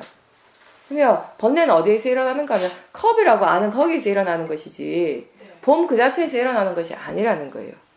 이 컵이 나한테 지금 보여지는 컵이 모양이 너무 아름다워서 내가 그동안 찾고 있던 그 스타일의 컵이라서 탐심이 확 일어나는 거지 봄 그 자체에서 탐심이 일어나지는 않거든요. 마찬가지로 생각하는 작용은 그냥 생각하는 것일 뿐이라고요. 보살님이 생각하는 마음이 대상이라는 것에 대한 이해가 아직 전혀 없기 때문에, 그러니까 아까 내가 번뇌가 너무 강하기 때문에 지금 필요한 건 지혜가 계속 이렇게 증장이 돼야 되는 게 필요하다. 이 지혜가 어떤 지혜냐면 가장 필요한 지혜가 생각하는 마음이 대상이라고 아는 지혜. 그 내용이 아니라 이 지혜가 필요한 거예요 지금. 근데 지금 같은 상황에서는 사실은 그 생각 자체로 대상을 보는 게 불가능해요. 내가 볼 때 그 정도의 화가 나면. 그죠? 그때는 좋은 방법이 그런 생각이 일어날 때 좀 의도적으로 대상 자체를 좀 바꿔주세요. 생각이 너무 강렬하게 일어나면 너무 강해서 또 내 몸이 막 부들부들 떨릴 정도다 이러면 그냥 사마타를 좀 하세요. 사마타를 좀 하고 마음을 그 강한 화를 좀 내려놓고 그게 좀 가라앉은 다음에 보이고 들리고 생각하고 이런 것들 생각이 아니라 보고 듣고 느끼고 본인한테 그 순간에 뭔가 좀 강하게 오는 대상들이 분명히 있을 거예요. 몸의 느낌이라든지 소리가 막 밖에서 많이 들리면 들리는 것이라든지 본인이 뭔가 확실하게 사티할 수 있는 대상을 좀 잡고 사티를 하셔요. 그렇게 해서 그 사티가 좀 분명해지고 그 사티에 힘이 좀 생길 수 있도록. 왜냐하면 생각하는 마음이 대상이라고 아는 이해가 지금 필요한데 그건 다시 얘기하면 파라마타 법에 대한 이해잖아요. 그죠? 근데 이 파라마타에 대한 이해가 내가 지금 생각하는 마음이 대상이라는 걸 이해하기 위해서 반드시 생각하는 마음만을 봐야 되는 건 또 아니라는 거예요. 그 지혜가 생각하는 마음이 대상이라고 아는 지혜가 사실은 보고 듣고 하는 것들을 대상으로 수행을 하면서 일어나게 돼요. 봄 그 자체에 대해서 들은 그 자체에 대해서 우리가 분명하게 이해하는 순간 파라마타를 이해하는 순간이거든요. 그렇게 파라마타를 이해했을 때 그 이해가 생각하는 마음에 사실 적용이 돼요. 어느 정도. 그러니까 내가 지금 할 수 없는 대상 도저히 수행을 할 수 없는 그 어려운 대상을 붙들고 막 계속 떨지 말고 그 고통 속에서 계속 헤매지 말고 지금은 약간 떨어져야 돼요. 거기서 의도적으로 떨어져서 내가 좀 더 번뇌 없이 고통 없이 중립적으로 수행할 수 있는 대상으로 충분히 수행을 하십시오. 그렇게 해서 결국 그런 것들이 그냥 대상이고 자연적 이치라고 하는 바른 견해, 그 법에 대한 이해가 그런 것들을 통해서 그런 대상들을 통해서 일어날 수 있도록 계속 수행을 하시는 거예요. 그렇게 하다 보면은 조금씩 이해가 생기면 수행하는 마음의 질이 이제 좋아지는 것이거든요. 그러면 지금 그렇게 보기 힘든 그 생각하는 마음도 좀 볼 수가 있게 됩니다. 대상이 정말 힘들 때는요, 그 대상 자체가 사실 힘들다기보다는 그 대상을 인식하는 이 마음의 지혜가 부족해서 그런 것이거든요, 항상. 그러니까 그런 경우는 대상을 다이렉트로 보지 말고 대상을 잠깐 내려놓고 다른 대상을 봐서 힘을 키우거나 아니면 힘이 조금 생겼을 때는 다른 것을 보면서 살짝 한번 돌아와 보세요. 다른 걸 보다가 그 생각을 한번 떠올려 보세요. 언제든지 떠올릴 수 있잖아요, 그거는. 워낙 강력하니까. 떠올리면서 생각하는 마음을 대상으로 볼 수 있는지 한번 점검을 해보는 거예요. 근데 그게 될 것 같으면, 가능한 것 같으면 그쪽에 좀 더 중점을 두십시오. 계속 하시는 거예요. 그리고 빨리 내가 이 괴로움에서, 이 고통에서 벗어나려고 하는 마음으로 수행하는 것이 아니라 무엇이 일어나더라도 그냥 그걸 대상으로 자연적 이치로 보면서 그 마음에 대해서 이해하는 것이 진짜 수행의 이익이라는 걸 기억을 하십시오. 수행할 때마다. 스스로에게 인지도 해주고. 네. 결국은 지금은 그 기억이 너무 고통스러워서 그 기억 속에 있는 사람들이 너무 싫겠지만, 너무 밉겠지만, 나중에 알고 보면 그 기억 때문에 보살님이 수행을 한 거예요. 결국에는. 그쵸? 지금 수행 안 하면 너무 힘들잖아요. 수행하지 않으면 그 고통에서 못 벗어나요. 시간이 지나면 지날수록 오히려 더 고통스러워질 수 있거든요. 그런 부분들은. 그렇게 생각하고 스스로에게 이렇게 인지도 시켜주고 좀 이렇게 논리적인 사고도 좀 해주고 들어서 아는 정보들도 자꾸 떠올려주고 본인이 할 수 있는 모든 것들을 다 동원하십시오. 다 써먹으세요. 네. 정리가 좀 되세요? 네. 그러면 됐어요. 그래서 또 스스로 수행을 하면서도 정리를 해 나가시는 거예요. 진짜 정리를. 사실 집중하는 거는 어떻게 보면 좀 쉽죠. 집중을 하세요. 그러면 집중 어떻게 하는지 누구나 다 아니까. 근데 알아차리세요 이러면 다들 좀 처음에는 좀 황당한 거예요. 뭘 알아차려야 하는지, 알아차린다는 게 뭔지. 자기 자신을 대상으로 관찰한다라는 거잖아요. 근데 그게 내가 내 자신을 어떻게 관찰을 하는가. 다르게 얘기하면 자기 자신에게서 지금 무엇이 일어나고 있는가 항상 관심을 가지는 것이거든요. 그러니까 일단 거기서부터 시작해요. 관심에서부터. 지금 무엇이 일어나고 있는가 알고자 하는 관심. 그냥 근데 이제 그런 관심도 처음에는 뭐 자연스럽게 생기는 것은 아니니까 그래서 좀 효과적인 방법 중에 하나로 우리가 질문을 하라고 하는 것이에요. 그러니까 질문을 하는 것은 그 질문하는 순간 마음이 알아차릴 수 있기 때문에 질문하는 것이에요. 그러니까 지금 이 수행은 이 위파사나 수행이라고 하는 것은 알아차리는 거, 아는 거, 지금 무엇이 일어나고 있는가를 아는 것이거든요. 아는 거. 거사님이 그 자선을 할 때든 걸으면서 행선을 할 때든 질문하지 않아도 지금 보고 있고 들리고 있다라는 걸 안다며 지금 이런 생각이 일어나고 있구나를 이렇게 자연스럽게 알고 있다면 굳이 질문하실 필요가 없어요. 질문 자체가 근본적인 목적이 아니라 알아차림이 목적이거든요. 근데 알아차림이 이런 거다라고 제가 아침에 아까 1시간 설명을 했지만 그 설명을 듣는다고 해서 마음이 금방 그거를 이해하지는 못하잖아요. 그죠? 그리고 그 알아차린다고 하더라도 이 알아차리는 마음의 작용이 항상 내 쪽으로 향하는 것이 아니라 자꾸 바깥쪽으로 나가잖아요. 그래서 그런 것들을 좀 효과적으로 자기 자신에게 관심을 기울일 수 있도록 하는 방법이 이제 질문이 되는 거죠. 지금 알아차리고 있는가? 지금 뭘 알고 있는가? 이렇게 질문했을 때 마음이 아무런 반응이 없고 가만히 있다면은 이거는 질문하는 의미가 별로 없는 거예요. 질문을 하라고 하는 진짜 이유는 뭐냐면 지금 뭘 알고 있는가라고 질문하는 순간 들리는구나. 마음이 이렇게 얘기를 하니까 그렇게 아니까 그래서 질문을 하는 거죠 사실은. 그쵸? 질문을 계속 하는데 마음에서 아무런 뭐 반응이 전혀 없다면은 거긴 지금 삿대를 하는 것이 아니니까.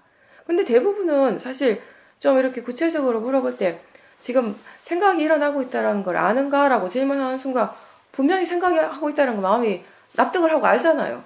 뭔가를. 그죠? 지금 고사님이 느낌이 일어나고 있다는 거 아세요? 몸에서 감각이 일어나고 있다는 거 아십니까? 알죠? 이렇게 느껴지는구나. 느낌이네? 라고 하는 그게 알아차림이에요. 근데 그 느낌이 지금 이 순간에만 일어난 것이 아니라 아까부터 1시간 전부터 일어나고 있었거든요. 계속해서 느낌이 새롭게 일어나는데 마음의 관심이 그쪽에 없었던 거예요. 그래서 몰랐던 거죠. 근데 질문을 하는 진짜 이유는 그렇게 질문함으로써 마음이 그쪽에 관심을 확 보내잖아요. 그쪽에 관심이 확 가잖아요. 관심이 간다라고 하는 것은 마음이 뭔가 거기에 대해서 알 수 있다라는 것이거든요. 알게 된다라는 것이거든요. 그런 의미의 질문인 거죠. 그리고 집중을 하면 금방 마음이 고요해지고 평화로워지는 거 맞습니다. 그리고 위파사나 수행에서도 마음이 고요해져요. 근데 다만 뭐가 다른가 하면 이 고요함이 수행의 목적은 아니라는 것이에요. 수행을 계속 바르게 해나가면 사띠가 어느 정도 이어지고 견해가 바르면 거기 사마디가 있습니다. 고요해진다고요. 근데 이 고요함 또한 그렇게 수행을 해가는 어떤 과정에서 일어나는 마음의 당연한 자연스러운 결과이지 그걸 얻기 위해서 수행을 하는 것은 아니에요. 물론 이렇게 고요하면 좋아요. 호흡을 막 이렇게 집중해서 고요해지면 좋은 느낌이 드는 건 좋아요. 좋은데 그러면은 호흡을 이렇게 집중해서 지켜보지 못하는 나머지 대부분의 시간들은 어떻게 해야 돼요? 그죠? 고사님이 직장 생활도 분명히 하실 거고, 뭐 가정의 일도 있을 거고, 여러 가지 이렇게 바쁘게 이렇게 생활이 돌아갈 건데, 그 시간, 24시간 시간 중에서 밥 먹고, 뭐, 잠자는 시간 빼고, 일하고 이런 시간 빼고, 정말 오롯이 호흡에만 집중할 수 있는 시간이 얼마나 될까요? 그쵸? 근데 이 위파사나의 좋은 가치 중에 하나가 뭐냐면, 특히 여러분들처럼 그 일상의 삶 속에서 그냥 살면서 제가자로서 사시면서 수행하시는 분들한테 가장 이게 좋은 점이 뭐냐면 내가 무엇을 하든지 어디에 있든지 수행을 개발할 수 있다는 장점이거든요. 회사에서도 나중에 하실 수 있어요. 지금은 오늘 처음 하시는 거니까 뭐가 문제 하나도 모르는 거지만 이게 개발이 되면 어디서든지 할 수 있는 것이거든요. 그리고 우리가 마음이 고요하지 않다라고 하는 거는 어떤 거냐면은 지금 마음에 번뇌가 있다라는 것이에요. 번뇌가 있을 땐 절대 고요할 수가 없어요. 평화로울 수가 없어요. 그리고 그 번뇌에 대해서 바르게 이해하고자 하는 수행이 바로 위파사나라는 거죠. 그러니까 진짜 마음이 정말 고요해지려면은 번뇌가 없어야 되는 것이에요, 사실은. 번뇌를 숨겨 놓는 것이 아니라, 번뇌를 이렇게 눌러 놓는 것이 아니라, 이 번뇌가 정말 안 일어나거나, 번뇌가 일어나더라도 예전보다 훨씬 약하게 일어날 때 우리의 마음은 자연스럽게 편안하고 자연스럽게 고요해질 수밖에 없는 것이에요, 사실. 그런 고요함을 우리는 더 가치를 두는 거죠, 여기서는. 고요함이라고 할 때도. 그러니까 모르는 건 당연하시고요. 그러니까 지금 당장 뭐 이렇게 수행을 잘할 수는 없지만 그래도 일단 기본적으로 수행에 대한 정보를 자꾸 한번 접해보려고 노력을 하십시오. 여기 있는 시간은 짧으니까, 그죠? 여기서 모든 걸 다 할 수는 없으니까 일단 책도 있잖아요, 그죠? 책을 그 파란 책, 번뇌책도 읽어보시고, 수행에 관한 그 책은 한 번 읽고 끝이 아니라 계속 읽어보셔야 돼요. 특히 처음 수행하실 때는. 그게 읽을 때마다 또 의미가 자기에게 좀 다가오는 것들이 다르거든요. 그러니까 너무 막 집중해서 읽으실 필요는 없고, 뭐 사무실이든 집에 두시고 이렇게 하루에 한두 번 계속 보시는 거예요. 조금씩이라도.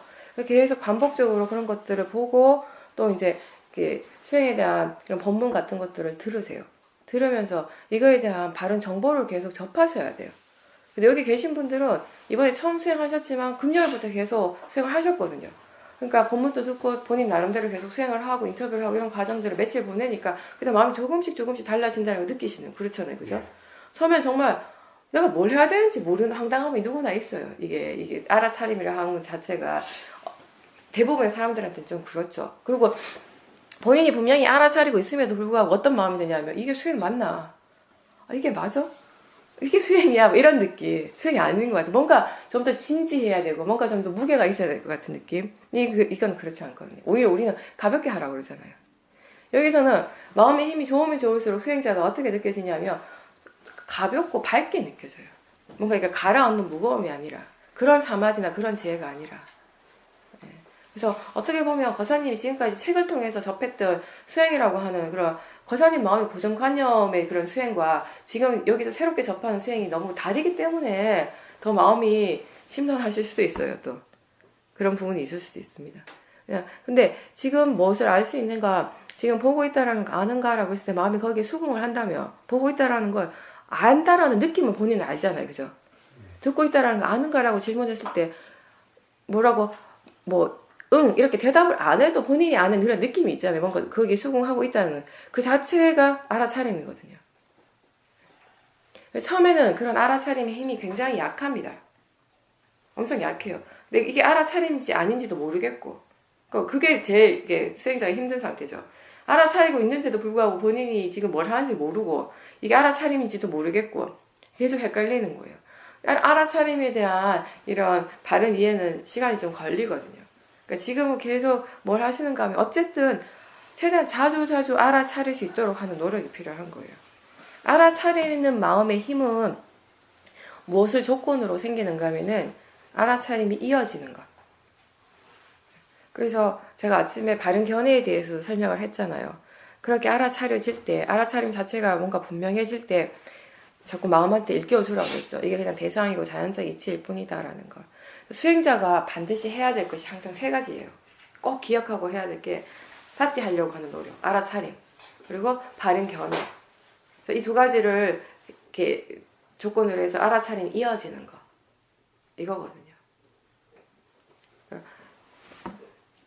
지금 알아차리고 있는가, 지금 뭘 알고 있는가, 지금 느낌이 일어나고 있다는 걸 아는가, 지금 보는 걸 아는가, 듣는 걸 아는가, 이런 질문을 하면서 마음이 보고 있다는 걸 알고 듣고 있다는 걸 아는 그 자체가 알아차림이라는 것을 생각하시면서 한번 해보십시오. 지금은 그 말이 안 믿어져요. 저도 그랬으니까. 어떤 대상은 완전 대상 탓이에요. 이건 내 탓이 전혀 아니야. 정말 잘못했어, 저 사람이. 그래서 제가 얘기하는 거 뭐냐면요. 물론 그럴 수 있죠. 어떤 사람이 나한테 정말 해서는 안 된 말이나 하면 안 되는, 정말 누가 봐도 바르지 않는 행위를 할 수도 있습니다. 그런 거 당할 때도 있어요. 그죠? 우리가 살다 보면. 그러면 그렇게 바르지 않는 행위를 하는 것은 결국 그 사람의 마음이 바르지 않기 때문이겠죠. 모든 행위는 마음에서부터 일어나는 것이니까. 마음이 그렇게 하는, 그 사람이 그렇게 거칠고 좋지 않은 말과 행위를 하는 거, 그 마음이 그만큼 거칠다라는 것이거든요. 번뇌거든요. 사실은 우리가 자기 자신을 바라볼 때 나의 몸, 내 마음 이렇게 보는 것이 아니라 그냥 단지 대상이다, 자연적 이치다, 그냥 마음일 뿐이다라고 보라고 자꾸 일깨워주려 하잖아요. 그게 바른 견해라고. 근데 그게 나한테만 적용되는 게 아니라 다른 사람한테 적용되는 거예요, 사실은. 근데 나를 볼 때는 그냥 대상일 뿐이야, 자연적 이치하다가 저 사람이 딱 그러면 저 사람이 막 이렇게 되는 거야. 쟤가 왜 저래 이렇게 되는데 그쪽도 마찬가지예요. 마음이 일어나고 있습니다. 거친 마음이 일어나고 있고 그런 마음과 그런 몸이 서로 연계하고 있는 것이에요. 행위가 그렇게 일어난다라고 하는 거. 근데 어쨌든 그 사람이 그렇게 바르지 않는 마음으로 그렇게 좋지 않은 행동을 한다면 그거는 그 사람의 일이죠. 내 일은 아니에요. 그거 자체는. 그죠? 그게 우리가 자연적이지 원인과 결과라고 하는 건 뭐냐면 딴 게 아니라 선법의 마음으로 선업의 마음으로 계속 일으키고 선한 행동을 하면 그것에 합당한 결과가 일어나게 된다는 것이고 불선법의 마음을 자꾸 일으키고 번뇌를 자꾸 일으키고 그것에 매치하는 그런 행동과 좋지 않은 말들을 계속하면 거기에 합당한 과보를 얻게 된다는 것이 자연적 이치예요. 원인 결과 업과 업의 과보. 근데 가끔은 안 그런 것 같아요. 그거는 왜 그런가 하면 또 이런 것도 있는데 우리 업이라고 하는 것이 조건이라고 하는 것이 지어지는 순간 바로 내 눈앞에서 결과가 나타나기도 하지만 안 그런 경우도 많아요. 이 업의 결과가 지금 당장 불교에서는 업에 대해서 설명할 때 그런 거 있어요. 업이 나타나는 시기에 대해서 설명을 하거든요. 이 생에 지어서 이 생에 바로 드러나는 업의 결과도 있고요. 이 생에 지어서 바로 다음 생에 나타나는 업의 결과도 있고 이 생에 지어서 언제인지는 모르겠지만 조금 더 지나서 훨씬 더 나중에 나타나는 것도 있다라는 거. 근데 그거는 모르겠어요. 내가 아직 주고받겠지만 이번 생에 안 주고받아가지고 그렇다 한다고 이론적으로만 생각한다 하더라도 우리는 어쨌든 내가 납득이 돼야지 믿을 수 있으니까 그죠? 이건 잠깐 내버려 두고라도 부처님 이렇게 말씀하셨거든요. 하나의 결과가 일어나기 위해서는 단 하나의 조건이 아니라 수많은 조건들이 한꺼번에 같이 작용을 한다는 것이에요. 수많은 조건들이 한꺼번에 있는데 그 중에 하나의 조건만 탁 틀어져도 사실은 그 결과가 안 온다라는 것이에요. 거기에 좀 공감이 되죠, 우리가. 그러니까 내가 볼 때는 저 사람은 저렇게 잘 살았으면 안 되는데 그럴 수도 있어요. 근데 어쨌든 그 사람이 내 생각대로 나쁜 업을 많이 지는 사람이랑 그 과보는 어쨌든 받게는 돼요. 반드시 받는데 내가 원하는 때에 안 받는 거겠죠, 지금. 내 눈앞에서 나는 그걸 좀 봤으면 좋겠는데 그거는 못 볼 수는 있어도 그건 그 사람의 몫이에요. 그건 그 사람의 몫이고 우리가 지금 얘기하는 건 그 사람을 얘기를 하는 것이 아니라 불교는 오로지 자기 자신에 대한 얘기거든요. 자기 자신에게 집중하는 일이에요. 수행이라고 하는 건. 그러면 그 사람이 정말 안 좋은 일, 나쁜 일을 했다고 치는데 그럼 그 일이 내 마음에서 화가 날 일인가? 화는 내 마음의 불선업이에요.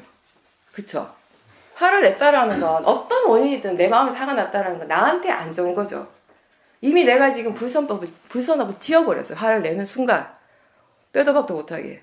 그 과보는 그러면 내가 지금 그 사람 행동을 보고 내 마음에서 화가 났다면 이 화를 내는 이 불선업의 과보는 그 사람한테 갈까요? 나한테 올까요?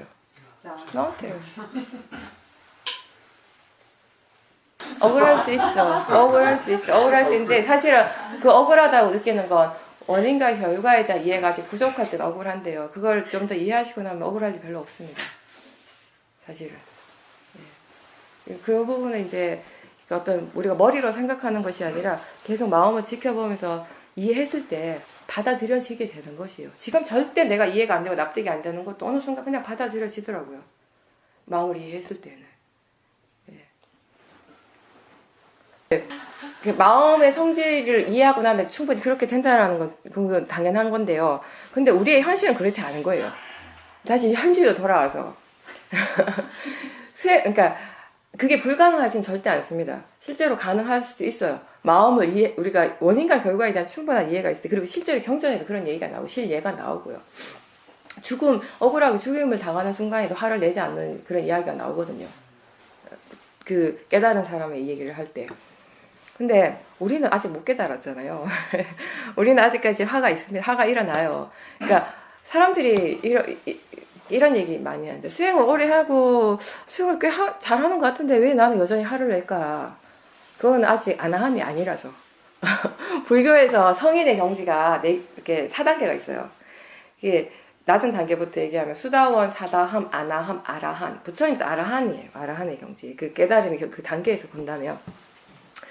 그러니까 이 세 번째 단계 아나함이라는 건 어마무시하게 높은 단계죠, 사실. 우리 일반 사람의 마음으로는 도저히 상상할 수 없는 마음의 상태. 깨달은 사람의 그 깨달은 자의 마음의 상태가 어떠한지 우리는 몰라요. 우리가 아직 안 깨달아봤기 때문에. 우리하고는 차원이 전혀 다른 마음이기 때문에 도저히 지금의 마음으로는 상상조차 할 수 없는 마음인데 그 안에서도 세 번째로 높은 단계, 이 단계에 오면은 뭐가 완전히 제거가 되는가 하면 화. 탐심화가 완전히 제거가 돼. 그러니까 수다원 반대도 많이 약해지죠, 당연히. 그리고 유신경이 사라져요, 수다원이 되면. 이 몸이 나라고 믿고 마음이 나라고 믿는 내가 그런 마음들, 그런 믿음이 사라지거든요. 회의적 의심도, 법에 대한 의심이 더 이상 없는 상태가 돼요. 그리고 이제 그 다음 단계 사다함이 되면 탐심이나 진심이 정말 이제 약해지는 거예요. 그러니까 우리가 보통의 마음으로 봤을 때는 없다고 보겠죠.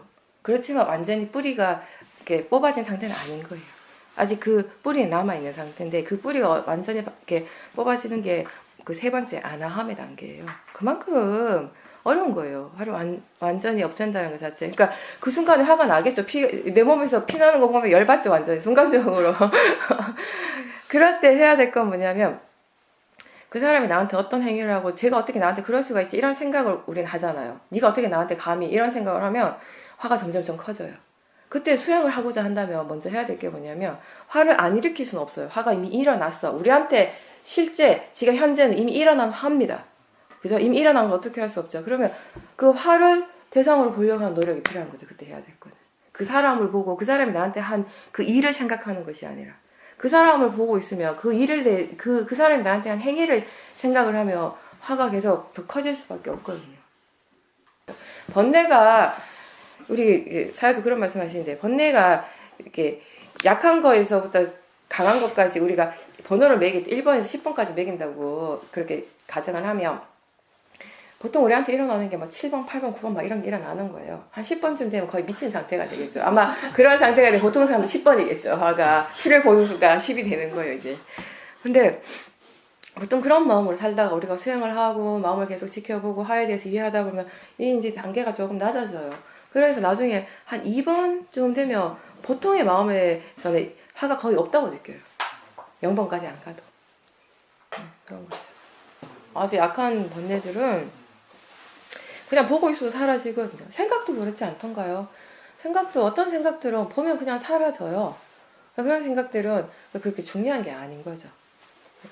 근데 마음이 이건 좀 중요하다라고 하는 생각들 또는 거기에 이미 그 내용에 대해서 번뇌가 일어나고 있으면 절대 안 사라지죠. 본다고 해서. 수행을 정말 잘 하시는 분들한테도 여전히 남아있는 그 번뇌가 바로 수행 자체에 대한 번뇌예요. 그리고 그 번뇌는요 굉장히 미세합니다. 원래 탐심과 진심이 있을 때 탐심이 그러니까 진심보다 훨씬 미세하잖아요. 그리고 이 진심화는 굉장히 거칠기 때문에 누구나 다 빨리빨리 캐치할 수 있고 이게 번뇌라는 걸 알 수 있는데 탐심은 그게 번뇌라고 마음이 알기까지도 시간이 많이 걸립니다. 그죠? 이게 탐심이 일어날 때는 이게 나쁜 것이라기보다 마음이 이건 좋은 거라고 착각을 하고 있을 때 굉장히 많습니다. 이 마음이 바로 뭐냐면은 어리석음이에요. 뭐가? 이것 때문에 계속 탐심이 일어나요. 그래서 제가 저번에 그 얘기했죠. 진심을 정말 완전하게 많이 깊이 있게 이해하는 순간이 언제냐면 그 진심의 밑에 있는 탐심을 바로 볼 때, 그 탐심과 진심을 함께 볼 때 우리가 진심에 대한 더 깊은 이해가 생겨요. 왜냐하면 이 진심이 항상 그 밑에 탐심과 함께 있거든요. 그러면 탐심은 어떤가 하면 탐심을 정말 우리가 깊이 있게 이해할 수 있는 때가 언제냐면 그 밑에 있는 그 어리석은 마음을 볼 때 이게 정말 좋은 거다.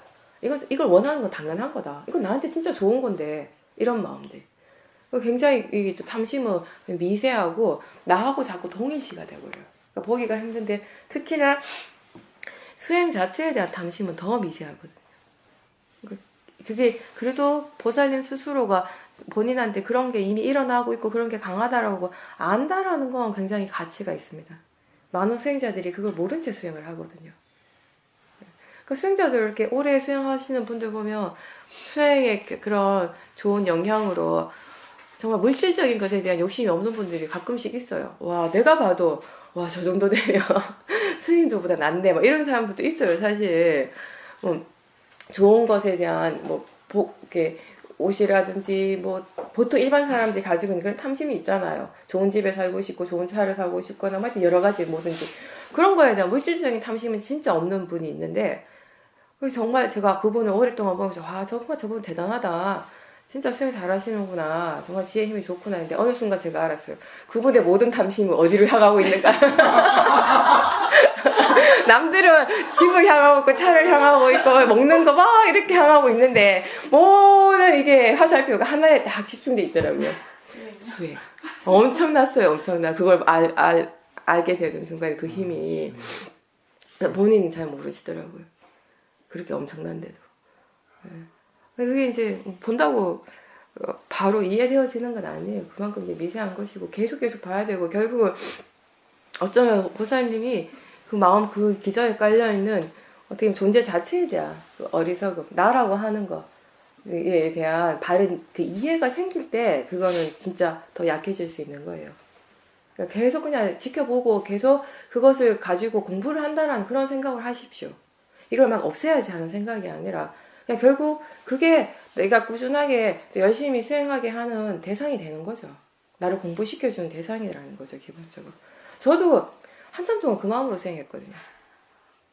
인터뷰를 하는데 어느 날 저희 사야도께서 저한테 뜬금없이 질문을 물어보시더라고요. 정말 뜬금없이 내 인터뷰 내용하고 전혀 상관없이 그건 들으시지도 않고 나한테 너는 수행을 하고 싶냐 도를 얻고 싶냐 정말 뜬금없는 질문이었는데 그 순간 제가 듣는 순간에 멍해졌어요. 왜냐하면 그런 걸 한 번도 생각해 본 적이 없었거든요. 수행하면서 한 번도. 그냥 수행을 했어요, 저는. 하고, 그리고 그렇게 수행하면서 한국에서 있을 때나, 뭐, 미얀마 갔을 때나, 도를 얻으려고 수행하지. 제가 첫 번째 든 생각이, 사야도 그 말씀 하실 때 첫 번째 든 생각이, 아니, 도를 얻으려고 수행하지. 그러면, 이런 마음 있잖아요. 나도 모르게. 근데 사야도 저 질문 하시는 거 보니까 그게 아닌 것 같은 거예요. 그렇게 답을 하면 안 될 것 같아. 잠시 고민을 하고 있어서 어떻게 해야 되지? 고민을 잠깐 하니까 사야도께서 고민하지 말라고 그냥 생각해보라고 지금 답하라고 물어보는 게 아니라고 그 생각하면서 수행하라고 지금 얘기하신 거라고 그래서 알겠다고 해서 나왔어요. 근데 그 다음부터 제가 화두가 됐어요. 그게 왜 그렇게 물어보셨을까? 왜? 너무 궁금한 거예요. 사두가 그렇게 질문하실 때는 그것도 뜬금없이 그런 질문 뜬금없이 잘 안 하시거든요.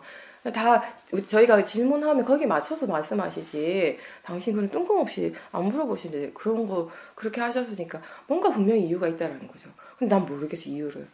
계속 화두가 되는 거예요. 수행은 잘 됐어요. 궁금하니까 왜 그렇지 하면서 이제 다른 데 관심이 안 생기니까 일단 뭔가 알아야 될 것 같으니까 계속 지켜보고 하는데 그 답이 나중에서 나왔죠. 길을 걷다가 그 순간도 지금 생각나는데 그냥 걷고 있었어요. 걷는데 계속 삿대하고 계속 걷는데 길거리에서 되게 복잡한 길거리였어요. 그것도 걸으면 걷다가 갑자기 딱 온 거예요. 와 지금까지 내가 그 몇 년간 최소한 지금 그때까지 6, 7년 걸렸으니까 거기까지 가기까지가 그 긴 세월 동안 그나마 내가 진짜 열심히 한다고 한 게 다 탐심이었구나. 그 순간에 딱 깨달았어요. 걷다가 그래서 사야도가 나한테 그런 거 물어보셨구나. 그 탐심을 보라고. 아마 사야도께서 그때 질문하시면서 바로 너 탐심이야 이러면 공감을 못 했을 거예요. 그게 왜 탐심이에요? 이랬을 거야 아마. 당연하지 막 이러면서 깨달으려고 수행한다고 믿고 있는 상황인데 그죠? 그 공감이 되겠냐고. 너 탐심이야 이게. 근데 제가 스스로 그걸 발견하니까 충분히 아는 거지. 공감을 하는 거죠. 나는 지금까지 수행을 바르게 못했구나. 그동안 그렇게 애를 쓴 게 다 탐심의 노력이었구나. 수행이 진정한 바른 노력이 아니라 탐심의 마음이 나를 이때까지 끌고 왔구나. 내 인생은 탐심이 원동력이었구나. 그 순간에 확실하게 깨달았죠. 그러니까 제가 항상 사람들한테 그 얘기합니다. 제 인생에 제 그 수행에서 터닝 포인트 딱 그 지점. 그걸 보는 순간 어떤 마음으로 수행을 하고 있는가를 분명하게 보는 순간 그때부터 이제 수행 자체가 달라지더라고요. 자연스럽게. 내가 다르게 하려고 해서 달라지는 것이 아니라 보고 듣고 느끼고 하는 것들을 대상으로 하는 건 똑같아요. 그건 똑같은데 마음이 너무 편안한 거죠. 수행이 그냥 너무 자연스럽게 되어졌어요. 그때부터. 그렇게 안 되던 것이. 그렇게 하려고 애를 써도 6년, 7년을 그렇게 애를 써도 안 되던 것이 죽어도 안 되던 것이 그냥 되더라고요.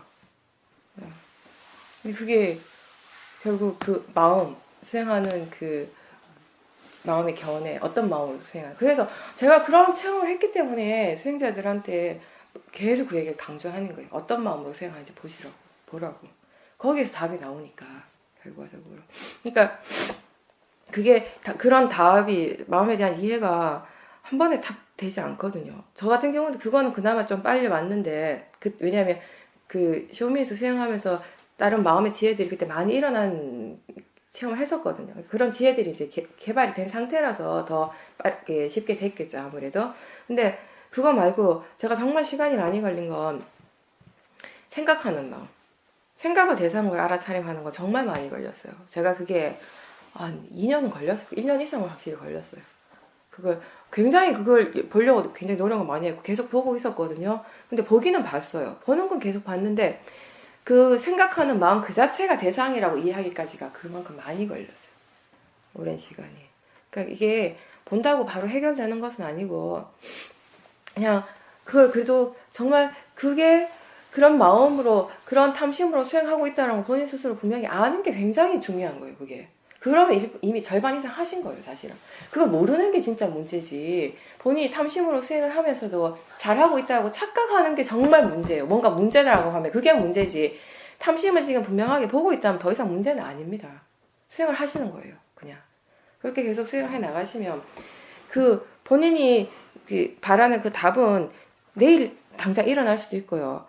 뭐 일주일 있다가 일어날 수도 있고 한 달 또는 1년 있다가 일어날 수도 있어요. 근데 그건 괜찮아요. 중요하지 않습니다. 왜냐하면 그게 한 달이든 1년이든 그것을 얻기까지의 그 과정, 그죠?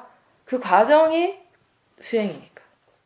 답을 얻는 그게 중요한 것이 아니라 그렇게 우리가 마음을 이해하는 그 답을 얻는 그 과정을 우리는 수행이라고 하는 것이에요. 그게 우리한테 진짜 가치 있는 거잖아요. 그리고 그 탐심에 대한 이해가 100% 지금 당장은 안 생기지만 그걸 대상으로 수행하는 마음을 대상으로 계속 공부를 해서 다른 지혜들은 또 분명히 많이 생길 겁니다. 발언을 하는 거는 이제 나름 그게 서원을 세우는 것이거든요. 서원의 발언 의미는 어떤 목적이라고 목표랄까 어떤 우리가 수행을 했을 때 그 수행이 향해 가는 어떤 그 방향 지향하는 그 바로 나아가는 길에서 마음이 계속 그렇게 갈 수 있도록 좀 북돋아 주는 그런 역할을 하는 건 있어요. 근데 대부분의 사람들이 그때 그렇게 서원을 하는 그 마음이 발언하는 마음이 탐심이라는 거죠. 꼭 그렇게 되어지기를, 그죠? 그 결과 자체에 대한 탐심. 보살님이 그 서원을 하실 때, 발언을 하실 때 그냥 그 발언의 문구에만 너무 매여 있다면 그건 탐심이에요. 그러면 지금부터는 본인이 발언을 할 때 어떤 마음으로 그걸 하는지 그 마음을 한번 보도록 해보십시오. 그 마음이 탐심이 강하면 영향을 미치죠, 당연히. 본인이 수행하는 데 있어서. 왜냐하면 그게 자체가 내가 수행이 어떻게 되어갈지 그 방향성을 제시해 주는 거거든요. 우리 마음에게 있어서 방향성이라고 하는 건 참 중요한 일이에요. 이게 단순한 것 같지만 결과적으로 이게 큰 영향을 미치는 건데 제가 오늘 아침에 법문할 때 그 음식을 볼 때 본인이 수행을 하고 싶어 하는지 아니 먹고 싶어 하는지 한번 보라고 그랬죠. 그게 일종의 어떤 방향성이에요. 그랬을 때 수행하고 싶어 하는 마음이 있을 때 밥을 먹으라고 했어요. 그죠? 그거는 이 마음의 방향성이 수행 쪽으로 딱 이렇게 틀어졌을 때 이 수행으로 좀 진지하게 마음이 계속 수행을 하는데 훨씬 유리하다는 것이에요. 마음이 그 기본적인 방향이 어느 쪽으로 가 있는가가. 그래서 제가 그런 얘기를 자주 하는데 어떤 상황이든지 우리가 스스로 생각을 지금 이 상황이 너무 복잡해서 지금 너무 사람들이 너무 많아서 내가 수행을 못하겠다라고 하면 그게 이미 어떤 방향성이 돼버리는 거예요. 마음에. 수행을 못하게 돼버려요. 근데 그때 바른 마음의 생각은 뭐냐면 이런 상황에서 수행을 도대체 어떻게 해야 될까? 이게 지금 복잡하고 뭔가 되게 복잡하고 사람들도 많고 이런데 그래도 이런 상황에서 수행은 분명히 할 수 있는데 어떻게 해야 되는 걸까? 라고 생각을 할 때 마음이 수행하는 쪽으로 방향을 틀어버린다고. 그렇게 되고 안 되고가 굉장히 중요하거든요, 사실은. 근데 이 발언 자체가 탐심으로 참 마음으로 하게 되면 이미 수행하는 마음의 방향이 그쪽으로 기울어지는 거잖아요. 별거 아닌 것 같아도 그런 역할을 하게 된다면은 좀 고려해 봐야 되는 거죠. 그 마음을 충분히 지켜보고 이런 거면 괜찮아요. 내가 이걸 발언을 하는데 이 발언 자체가 이게 정말 탐심으로 내가 꼭 이렇게 되어야지 이게 아니라 정말 바르게 계속 수행을 해 나가는 어떤 하나의 어떤 방향성 이렇게 계속 해 나가면 결국에는 거기에 닿게 될 것이라는 믿음 이런 마음으로서 하는 거라면 그러니까 결국 그 믿음은 어디에서 생기는가 하면 원인과 결과 자연적 이치를 이해하는 마음에서 생기는 거거든요. 그죠? 내가 지금 당장은 아니지만 그래도 지금 당장 내가 모든 문제 모든 번뇌를 다 해결할 수는 없지만 내가 지금 열심히 수행을 하고 있는 진짜 이유는 뭐냐면 이렇게 하는 것이 나에게 진짜 이익이 되고 결과적으로 조금씩 그 번뇌로부터 내 스스로가 자유로워질 수 있다는 것에 대한 분명한 믿음이 있잖아요. 그런 서원을 함으로 해서 어쩌면 그 마음들이 조금씩 더 강화되는 거예요. 근데 그렇게 말하는 마음에 그렇게 소원하는 그렇게 발언하는 마음의 밑바탕에는 자연적 이치에 대한 지혜가 있는 거죠. 당심이 아니라. 그건 좀 다르죠. 네. 그래서 제가 예전에는 법문할 때 위파사나 수행의 목적은 지혜를 개발하는 것이다 이런 표현을 항상 썼는데 그것도 이제 잘 안 쓰려고 해요. 목적 지향적이 돼버리니까 목적 자체가 아무리 그러니까 이건 생각하시고 목적 자체가 아무리 좋아도 마음이 목적 지향적이 돼버린다는 건 다른 문제죠. 이거는 아니 실제로 이게 너무 많은 사람들한테 이게 보여가지고 제가 지금 조심하는 거예요. 그래서 이거는 생각해봐야 돼요. 목적 자체는 좋아요. 괜찮아. 이렇게 되어진다면 정말 좋은 일이야. 근데 그렇게 가려고 하는 마음이 목적 지향적이 돼버리면 이제 수행이 수단이 돼버리고 탐심이 일어나기 시작하는 거예요. 그래서 내가 요즘 표현을 좀 바꿔갖고 이렇게 수행을 하시면 결국 마음이 지향하는 거, 마음이 그렇게 도달하는 게 그 가게 돼 있다 자연스럽게 그게 자연스러운 결과가 될 거다 이렇게 표현을 하려고 하죠. 이제 좀. 저도 힘들어요. 그런 의도가 아닌데 사람들이 본인이 그 생각하는 대로 받아들여가지고 말을 굉장히 조심해야 돼요. 여기서 법문을 할 때는 진짜로. 그건 말 하나하나를 생각해서 해야 돼요. 마음이 계속 지혜가 개발되어지면요. 그 다음에는 이게 처음에는 사티를 할 때 거기 사티밖에 없어요. 근데 지혜 힘이 계속 개발되어지면 이제는 사티 할 때마다 지혜가 함께 있습니다. 이런 상태가 되면요. 뭐가 좋냐, 왜, 어떤 것이 있냐면 번뇌가 일어나도 괜찮아요, 사실. 별로 거칠 게 없어요, 번뇌에 대해서. 별로 뭐 고민스러울 것도 없어요. 어떻게 해야 되는지 이미 마음이 알고 있기 때문에. 근데 안 일어난다는 건 아니라는 것이 중요한 거. 일어날 조건이 갖춰진 번뇌 일어나요. 저도 어떤 소리에 대해서 순간 번뇌가 일어날 때도 있고 어떤 보이는 것의 맛에 대해서 번뇌 일어날 때 있죠, 당연히. 근데 그게 그렇게 강하지도 않고 또 일어나는 순간 마음이 수행을 한다라는 것이 그 대상을 가지고 그렇게 함으로 해서 어떤 결과가 있는가 하면 그 번뇌에 대해서 내가 아직 미처 이해하지 못한 것들을 이해해 가는 과정이에요. 저도 마찬가지예요. 그러니까 모르는 것을 알기 위해서 우리는 수행을 하는데요. 수행을 왜 꾸준히 계속 해야 되는가 하면 그 이해라고 하는 것은 계속 일어날 수 있는 것이기 때문에 그 이해를 계속 깊이 있게 하기 위해서 점점점 더 이해하기 위해서 수행을 계속 하는 것이에요. 지금도. 내가 아직 완전하게 알아하니 되지 않은 이상 우리 계속 수행을 해야죠. 당연히. 어느 정도의 번뇌는 다 있으니까. 네. 굉장히 현실적이죠, 사실. 네. 접근하는 방법이나 그 기본적인 이게 뭐랄까 바탕 자체, 베이스 자체가. 그리고 이 수행의 가장 큰 장점이 또 우리 삶 속에서 그냥 그대로 이걸 실천시킬 수 있다라는 것이기도 하고. 사티 사마디 힘이 좋아지면은 예전에 보지 못한 미세한 마음들 다 볼 수 있게 되는 힘이 있어요. 사마디가 그런 역할을 해요. 보여지는 것을 굉장히 분명하게 보여지게 하고 하는데 실제로 우리가 수행을 해가면서 느낀 저 스스로 이해한 것 중에 하나는 뭐냐면 수행이라는 걸 어떤 식으로도 표현할 수 있냐면 우리 마음의 어떤 고정된 고정관념이라고 하는 그 틀을 하나씩 깨가는 과정이다라고도 할 수 있어요. 수행하면서 그런 것들이 보여지기 시작해요. 마음에서 일어나는 그런 고정관념, 뭔가에 대한 판단, 이건 이렇게 돼야 되고 저건 저렇게 돼야 되고 이렇게 되면 안 되고 저렇게 되면 안 되고 근데 그런 마음들을 예전엔 다 믿었죠. 그냥 무조건 믿고 따랐죠. 그것만 했어요. 근데 수행을 하면서 마음에서 일어나는 것을 무조건 믿지 않습니다. 무조건 따라가지 않아요. 일단 그냥 지켜봐요. 우리는.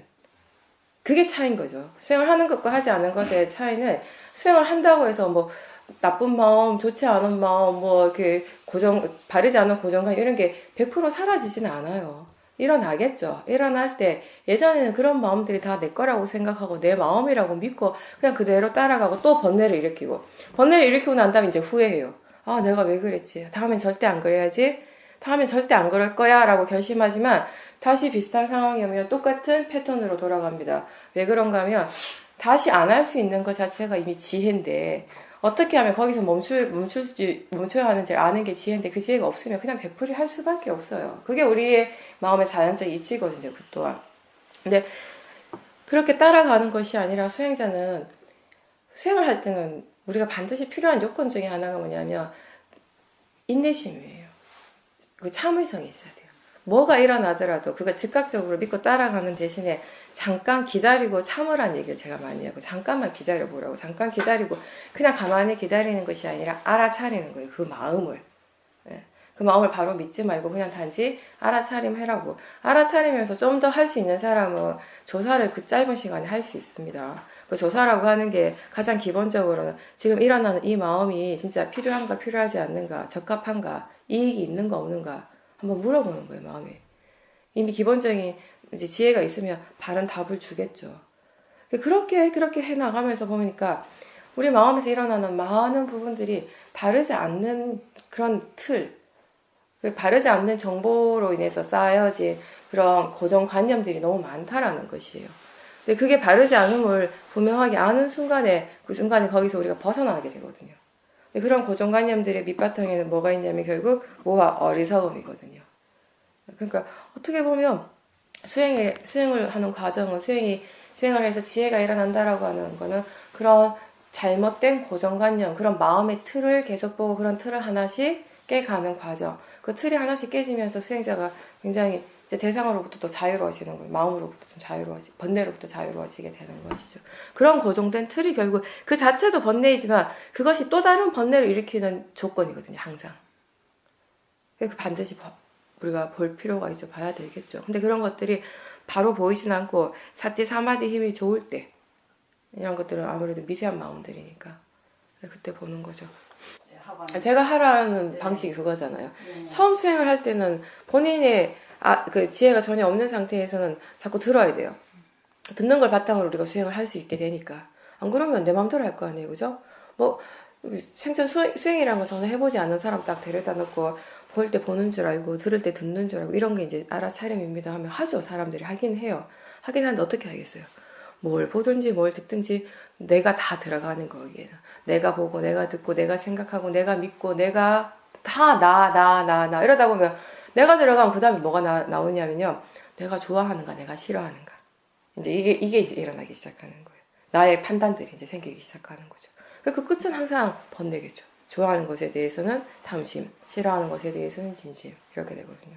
근데 수행의 바른 정보를 접하고 수행을 하는 사람들은 적어도 마음이 아직 그걸 이해까지는 못했지만 이게 나라고 나는 믿지만 그래도 이게 대상이라더라. 이게 그냥 자연적 이치라 하더라. 그냥 이게 그냥 마음의 작용이라더라.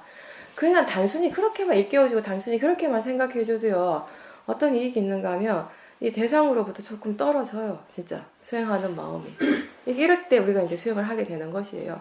그래서 처음에는 이제 많이 들으라고 하는데 근데 그 다음 어느 정도 이제 수행에 대해서 기본 틀이 잡히고 수행할 줄 아는 지혜가 수행을 하면서 계속 일어나겠죠. 그 지혜가 어느 정도 깔리게 되면 바탕이 되면은 그 다음에 많이 안 들어도 돼요. 진짜 법에 대한 정말 바른 이해는 결국 듣는 것에서부터 생기는 것이 아니라 법에 대한 바른 이해가 직접적으로 어디서 일어나는가 하면은 자기 자신의 몸과 마음을 진짜 직접 관찰하는 것에서부터 일어나요. 그죠? 근데 사람들이 자꾸 듣다가 보면 듣는데 매이더라고요.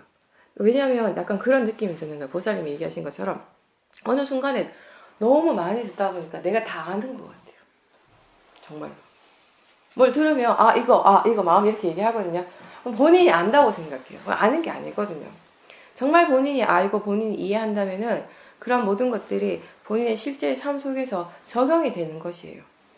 근데 또 그거하고는 다른 문제거든요. 여전히 큰 번뇌가 일어나도 번뇌가 또 일어나는 순간에 뭘 어떻게 해야 될지 모르고 있어요. 근데 본문만 들으면 내가 다 아는 것 같아요. 근데 그건 아는 게 아니라고 이해하는 것이 아니라는 거죠. 그래서 어느 정도 수행할 줄 아는 기본적인 지혜가 생기고 나면은 듣는 거는 조금 내려두고 본인 자기 본인의 직접적인 그 수행에만 더 집중하라고요.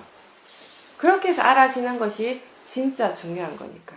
그런 것들이 우리의 삶을 정말 바꿔주는 것이에요. 우리가 수행을 하면 내가 진짜 바뀔 수 있나, 내 삶이 정말 달라질까, 수행을 통해서 이렇게 궁금해 하잖아요. 거기에 대한 제 답은 뭐냐면 바뀔 수도 있고 안 바뀔 수도 있어요. 수행을 하더라도 바르게 하지 못하면 거기서 지혜가 별로 안 일어나요. 하긴 해도 열심히 해도. 제가 되게 안타까운 경우가 이런 경우예요. 어떤 분들 가끔씩 몇 년을 했다고 하시고 어떤 분이 10년을 수행하셨다고 하는데 정말 제가 봤을 때는 수행이 완전히 엉망진창이라고 하는 건 본인이 정말 열심히 노력했는데 수행하는 마음이 하나도 바르지 않더라고요. 그러니까 이해한다고, 본인이 이해한다고 하는 것도 전부 다 책을 통한 이해. 그러니까 뭔가 이렇게 본인은 얘기를 하는데 별로 와닿지가 않는 거예요, 이게. 본인 스스로도 그런 거에 자기 마음에 자기가 속는 경우가 많거든요. 근데 그게 수행을 안 해서가 아니라 하긴 했어요. 굉장히 열심히 하신 분이에요, 더군다나. 근데 바르게 하는 걸 몰랐던 거죠. 그냥 혼자서 책 보고 이렇게 하다 보니까 그런 부분들이 좀 위험하거든요. 특히 수행에 있어서는 처음에는 잘못할 수도 있어요. 잘못 이해할 수도 있죠, 분명히. 우리가 지혜가 아직 충분하지 않으니까. 그래서 우리가 이런 수행센터에 오는 거예요. 그래서 점검을 받아야 되는 거예요. 바르게 하고 있는, 내가 이해하고 있는 거예요. 수행하는 방법적인 측면도 점검을 받아야 되거든요. 어떻게 이렇게 하고 있는 것이 바른지. 그게 돼야지, 수행을 바르게 할 수 있어야지 그 다음에 지혜가 나지. 그죠? 통찰이 지혜라고 하는 거는 수행할 줄 아는 지혜보다 갖춰졌을 때 가능한 것이거든요. 그래서 그럼 이제 본인이 수행할 줄 아는 지혜가 어느 정도 갖춰진 사람들은 그냥 듣는 거는 좀 내려놓고 본인에게 그만큼 예전에 많이 듣던 것들을, 그 시간들을 자기 자신을 지켜보는데 더 집중을 하시는 거죠. 그런데 그럴 과정에서 수행이 잘 될 때도 있지만 잘 안 될 때도 또 있어요. 우리 마음이라고 하는 게 항상 하지 않으니까 굴곡이 있습니다. 근데 이 굴곡이요, 어떤 식이냐면 처음 수행을 할 때는 뭐가 널뛰는 것처럼 이게 정신이 없어요. 아침에 좀 되는가 싶으면 한 1시간, 2시간 있다가 또 안 되고, 자선이 좀 되는가 싶으면 또 행선이 안 되고. 근데 나도 뭐가 뭔지 하나도 모르는 상태. 내가 지금 뭘 하는지도 모르겠고, 잘 되는 것도 왜 잘 되는지도 모르고, 안 되면 왜 안 되는지도 모르고, 모든 게 그냥 희미하고 헷갈리는 상태. 이때는 이게 심하죠. 점점 수행할 줄 아는 지혜가 생기고, 마음에 대한 이해가 생기면, 이때도 이런 건 있어요. 굴곡은 있는데, 이게 훨씬 폭이 좁더라고요. 이게. 그리고 수행하는 마음의 질이 좀 떨어져도 이때 무엇을 어떻게 해야 되는지를 알고 있어요, 마음이. 그렇게 불안해하지 않는 거예요. 이걸 모를 때는 마음의 질이 뚝 떨어지면 당장 어떻게 되냐면 불안하. 어떡하지? 그죠? 이렇게 불안해하다가 수행을 못해요. 불안해하는 마음 자체가 다 진심이잖아요. 이게 이미 마음의 질을 떨어뜨리게 하거든요. 또 이 진심 자체가. 어떡하지 하다 시간 다 보내는 거예요, 그냥 그때는. 그러니까 어느 정도 수행의 궤도에 올랐을 때에도 이런 건 있을 수가 있는데, 굴곡이 있을 수가 있는데, 이럴 때 마음의 질이 떨어졌을 때 본인이 할 수 있는 한도 내에서 노력을 하시는데 근데 안 될 때가 있잖아요. 도대체 뭐가 진짜 원인인지 모르겠다. 그러면 이제 마음이 막 수행하는 것 자체가 싫어지거든요. 그렇게까지 가지 말고 그럴 때는 또 듣는 거예요. 듣는데 좀 집중을 하시는 거예요. 그러면 들음으로 해서 또 이제 신심이 생겨요. 수행에 대한 하는 이런 것들이. 또 듣다가 보면 참 재밌는 게, 수행에 대한 법문이라고 하는 게, 책이나 법문이 그때그때 꽂히는 부분이 있어요. 딱 마음이 바로 닿게 받아들이는, 수없이 수십 번 수백 번을 들었는 법문인데 그 순간에 딱 하는 게 그런 때가 있더라고요. 이제 그런 것들을 또 경험하면서 마음의 질이 달라지기도 합니다. 여러 가지 방법, 여러 가지 수단을 다 사용하는 거예요. 할 수 있는 만큼 다. 그런 것들을 사용할 때, 적절한 때에 그 방법을 사용하는 것 또한 뭐예요? 수행할 줄 아는 지혜죠, 사실은. 고요하다라는 건, 이렇게 위파사나에서 고요한 상태, 사마디 다시 조금 더 얘기할게요. 잊어버릴라. 아까 이제 자선을 해서 이제 사마디를 키웠다 그랬잖아요. 근데 이 사마타 사마디는 자선이에요. 근데 위파사나 사마디는 꼭 자선을 해야만 생기는 건 아닙니다. 걸어도 사마디가 생겨요. 신기하죠? 우리 사마디라고 하면 가만히 있어야지 될 것 같잖아요. 절대 그렇지 않아요. 비파사나 사마디에서 사마디는 집중해서 오는 힘이 아니거든요. 집중해서 일어나는 마음의 힘이 아니라 이거는 기본적으로 사티가 있고 바른 견해가 있을 때, 그리고 이걸 조건으로 해서 사티가 이어지잖아요. 이럴 때 우리의 마음이 어떠한 대상에 대해서도 반응을 안 해요.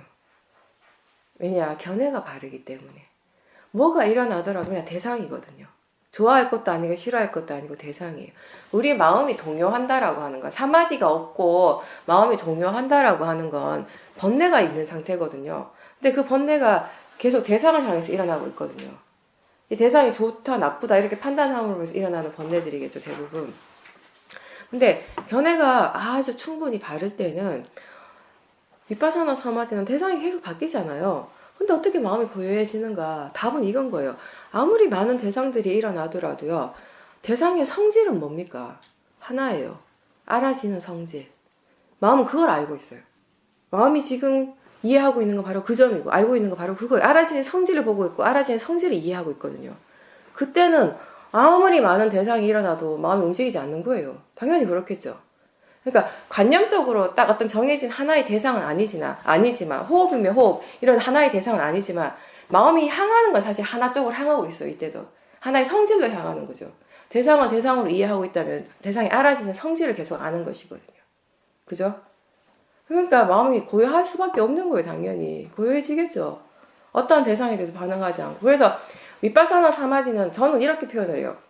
단순히 고요하다기보다는 마음이 굉장히 안정된 상태, 저가 느끼기는 이런 상태거든요. 사마디가 있을 때 단순히 고요함만으로는 굉장히 부족한 표현이에요. 이거는 고요함은 당연하지만 굉장히 안정적이라고 느껴져요. 어디에도 동요하지 않으니까 그 상태가. 그리고 굉장히 이게 뭔가를 이렇게 폭넓게 보는 상태예요. 많은 대상들이 더 많이 봐요. 고요하다고 해서 대상이 없어서 고요한 게 아니라 오히려 더 많은 대상들을 볼 수 있습니다. 마음이 너무 고요하기 때문에 더 많은 것들, 예전에 보지 못한 것들이 다 보여요. 분명하게 보여지지만 그 많은 것들이 결국 하나의 성질로서 알아지거든요. 알아지는 성질로서, 대상으로서. 그게 이제 위파사나 사마디예요. 그러니까 이런 상태는 꼭 앉아서 자선을 할 때만 일어나는 것은 아니라는 거예요. 걸을 때, 행선을 할 때도 수행은 똑같잖아요. 어떤 대상이든 알아차림 한다는 점에서는 실제하는 대상을 알아차리고 바른 견해를 해서 본다는 점 똑같은 거예요. 몸은 움직이지만 움직임이라고 하는 것이 마음을 흐트러지게 하지 않습니다. 왜냐하면 그때 마음이 알아차리는 전부는 느낌 그 자체이기 때문에. 몸을 움직이고 있다라는 거, 걷고 있다라는 건 그 순간에 마음이 실제로 체험하는 대상은 느낌입니다. 느낌. 그걸 알고 있기 때문에 마음이 흔들리지 않아요. 몸이 움직인다고 해서. 그러니까 그렇게 해서 사실은 저는 이 수행하면서 특히 셔민에서 수행할 때는 굉장히 많이 걸었어요. 경향을 더 많이 했는데 경향하면서 일어나는 사마디가 저 개인적으로 느끼기 더 힘이 좋았거든요. 그때 움직이면서 일어나는 사마디 더 훨씬 힘이 좋다고 느껴졌고, 그리고 이런 사마디는 또 일상생활 속에서 우리가 또 개발이 되는 거예요. 또 일상의 삶 속에서도. 그건 일단 먼저 말씀드릴게요. 없이 그냥 상관없어요. 본인이 수행을 개발시키는데 더 유리한 쪽으로 하시면 돼요. 수행하다 보면 어떨 때는 자선이 더 낫고, 저 요즘은 자선 더 많이 하거든요. 요즘 같은 거. 또 나름의 그런 이유가 있으니까. 제가 계속 지켜볼 때 지금은 자선하는 것에서 많은 이익을 얻고 하니까 그냥 자선 더 많이 해요. 그렇다고 행선 안 하는 건 아니지만. 그때는 또 행선 훨씬 많이 했어요. 거의 수행하는 대부분의 시간 중에 한 3분의 2는 행선을 했던 것 같아요. 네. 그렇게 해서 그 행선을 제가 처음 위파사나 사마디라는 걸 처음 경험한 것도 사실은 걸을 때였거든요. 그러다 보니까 마음이 자연스럽게 자선 자체에 대한 집착이 전혀 안 생겼어요. 본인이 스스로 체험을 했으니까 당연히 그랬겠죠. 지혜도 그렇고 사마디도 그렇고 걸으면서 생겼거든요. 물론 앉아있을 때도 생기지만, 그리고 제가 생각할 때 제 지금 여러 가지 이제 지혜들이 일어났지만 그 중에 지혜도 큰 지혜가 있고 좀 작은 지혜들이 있거든요. 지금까지 저한테 일어났던 중에 가장 큰 지혜 2가지, 3가지들은 전부 다 저와 움직일 때 일어났어요. 일상생활하고 막 걷다가, 센터에서 막 걷다가 또 뭐 이렇게 손 씻다가 뭐 이런 식으로. 질문을 하라는 건 사람들이 사티가 잘 안 되니까, 사티가 뭔지 잘 모르고 사티가 잘 안 일어나니까 질문을 하는 거죠. 보살님은 이미 삭제하고 있는데 질문하실 필요는 없죠. 그러니까 혼돈이 막 하지 마세요. 그냥 알아차리는 걸 아시고 알아차리고 있다는 걸 다시 알 수 있으면 그것도 해보세요. 네. 그런 정도 하시면 되지 질문하지 마십시오. 마음이 지가 알아서 수행을 할 때는 최대한 내가 개입하지 않아야 돼요. 마음이 아무것도 모를 때는 내가 좀 하는 거죠. 개입을 하죠. 마음이 너무 아무것도 모르니까 보고 있는 거 아니야, 듣고 있는 거 아니야 이렇게 물어봐 주는 거예요. 안 그러면 사티를 안 하니까. 그 마음이 전혀 이해를 못 하니까 이거 대상이야, 이거 자연적 이치야 막 일깨워줘요 마음한테. 제발 좀 이해하라고. 근데 마음이 이미 다 이해하고 있어요. 이미 지가 알아서 사티하고 있어요. 그럴 때는 그냥 자연스러운 위리야, 노력이 이미 거기 있습니다. 내가 거기에 개입을 하면 이미 이 상태를 망쳐요. 오히려 깨버립니다. 네. 그렇죠? 네, 그게 그것 때문에 제가 네, 그러지 마세요. 네, 마음이 이미 지가 알아서 하면 그대로 내버려두고 그렇게 마음이 그렇게 하고 있으면 다시 아시면 되죠. 그런 정도의 사티. 그것도 이걸 그냥 가볍게 두시면 돼요. 너무 많이 이렇게 들어가서 보는 사티가 아니라. 그러니까 평상시와 똑같이 사실은 짧은 시간인데 우리가 네. 마음을 되게 미세하게 보는 상황에서는 그 시간이 되게 길어 보여요. 굉장히 길게 네, 느껴져서 맞습니다. 네. 우리가 마음이라고 하는 건 네. 이런 거예요. 하나의 마음이 있어서 그 마음이 모든 걸 하는 건 아닌 줄 아시잖아요. 매 순간 새로운 마음들이 계속 네. 일어나고 그죠? 일어나고 사라지고 일어나고 사라지고 계속 이렇게 되고 있어요. 되고 있는데 근데 이게 사실은 이 마음이 워낙 빨리 찰나 일어나기 때문에 우리가 느끼기엔 그냥 이게 하나의 흐름으로 느껴요. 그게 더 자연스럽게 아시는 건 맞아요. 예전에 오히려 보살님이 그걸 떨어뜨리게 느꼈다는 건 사실은 명칭을 붙임으로 해서 마음이 의식적으로 그렇게 생각을 했기 때문에 느낀 거였어요. 그거는 지금 느끼는 게 더 자연스러운 거예요. 근데 그렇게 원래 일어나고 있는 걸 예전에는 본인이 의도적으로 계속 이렇게 들고 있다라는 건 사실 마음이 그러니까 마음을 보지 않고 명칭에만 꽂혀 있었어요. 그러니까 뚝뚝 떨어졌지. 네. 그 실제 마음을 본 건 아니죠, 사실 어떻게 보면. 본인이 만들어서 본 거지 그때는 조금. 근데 지금은 진짜 마음이 일어나는 걸 그렇게 있는 그대로 보니까 쭉 이어지는 거죠. 흐름이. 쭉쭉쭉 이어져가지고 네. 제가 지금 너무 당황스러워서 막 거기 병행을 하고 달려온 거거든요. 네. 앞으로도 마찬가지로 우리가 마음을 되게 세밀하게 볼 수 있고 사마디 힘 좋고 이럴 때는 굉장히 그러니까 나중에 보면 그게 정말 찰나의 시간이에요. 한 1, 2초. 근데 그 순간에 1, 2초 사이에도 마음은 많이 일어나거든요. 그러니까 굉장히 보는 마음이 좋을 때는 그런 마음들이 보여요, 세밀하게. 그 보는 순간에, 그때 볼 때 수행자의 마음은 그 시간이 굉장히 길게 느껴져요. 한참 보는 것 같아요. 근데 지나고 보면 순간적으로 되게 이상해요. 그게 한참 볼 일이 아니거든요. 너무 황당해서 지금 많이 맞습니다. 예. 저도 예전에 제가 잘못해서 이렇게 길을 걷다가 이렇게 발이 서로 이렇게 엇갈려가지고 거의 넘어질 뻔 하다가 딱 섰어요. 그 순간이 굉장히 짧은 순간이잖아요, 사실은. 넘어질 뻔 하다 일어서는 순간 얼마나 짧아요. 근데 그때 마음이 진행 상태를 계속 봤어요. 아주 짧게 일어나는 마음의 상태, 이렇게 상해작용 뭐 이런 것들 보는데 보고 있는 순간 굉장히 길더라고요. 뭔가 이렇게 슬로우 비디오처럼 짝짝짝짝짝짝 보여지는 거예요. 볼 때는 그냥 봤는데 그 순간이 딱 지나고 나서 딱 섰을 때 내가 순간 이상하더라고요. 그게 그렇게 길었을 리가 없잖아요. 그렇게 길면 제가 넘어졌겠죠. 그 상황에서. 그렇게 보이는 거 가능하니까 불안해 하시지 마세요. 지금 잘하고 계시는 거예요. 제가 보는 관점에서는. 근데 또 저는 마하시 쪽이 아니라서 나중에 마하시 사야될게 다시 한번 인터뷰 받으세요. 제가 보는 마음의 관점에서 그렇습니다. 네. 절대 불안해할 일이 아니고 그렇게 알아지면 그렇게 아시면 됩니다. 지금 이렇게 일어나는구나 라고 생각하고 만약에 계속 불안하잖아요. 불안하면 잠깐 걷는 거 멈추고 서서 그 불안한 마음을 한번 지켜보십시오. 네. 그렇게 충분히 보고 그 불안한 게 좀 사라지면 다시 걸으세요. 네. 사마디라고 하는 건 가장 기본적으로는 마음이 고요한 상태를 얘기를 해요. 뭔가 그친 상태. 가라앉는. 사마디의 어원 자체는 내가 알기로 가라앉음 이런 뜻이거든요. 일반적으로 우리가 마음이 왜 고요한 상태가 있잖아요. 가장 일반적인 의미는 그런 상태예요. 사마디라고 얘기했을 때.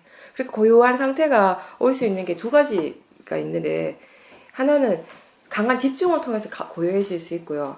또 하나는 뭐냐면 온갖 마음에서 실제하는 것들을 지켜보고 마음을 이해하고 번뇌를 이해해서 그 번뇌 힘이 약해져서 그러니까 지혜로 인해서 고요해지는 상황이 있고 이 두 가지가 있는데 여기서 마음이 고요해지는 상황은 이제 지혜의 힘이 좋아져서 일어나는 상황을 얘기하는 거죠. 그런 상태를.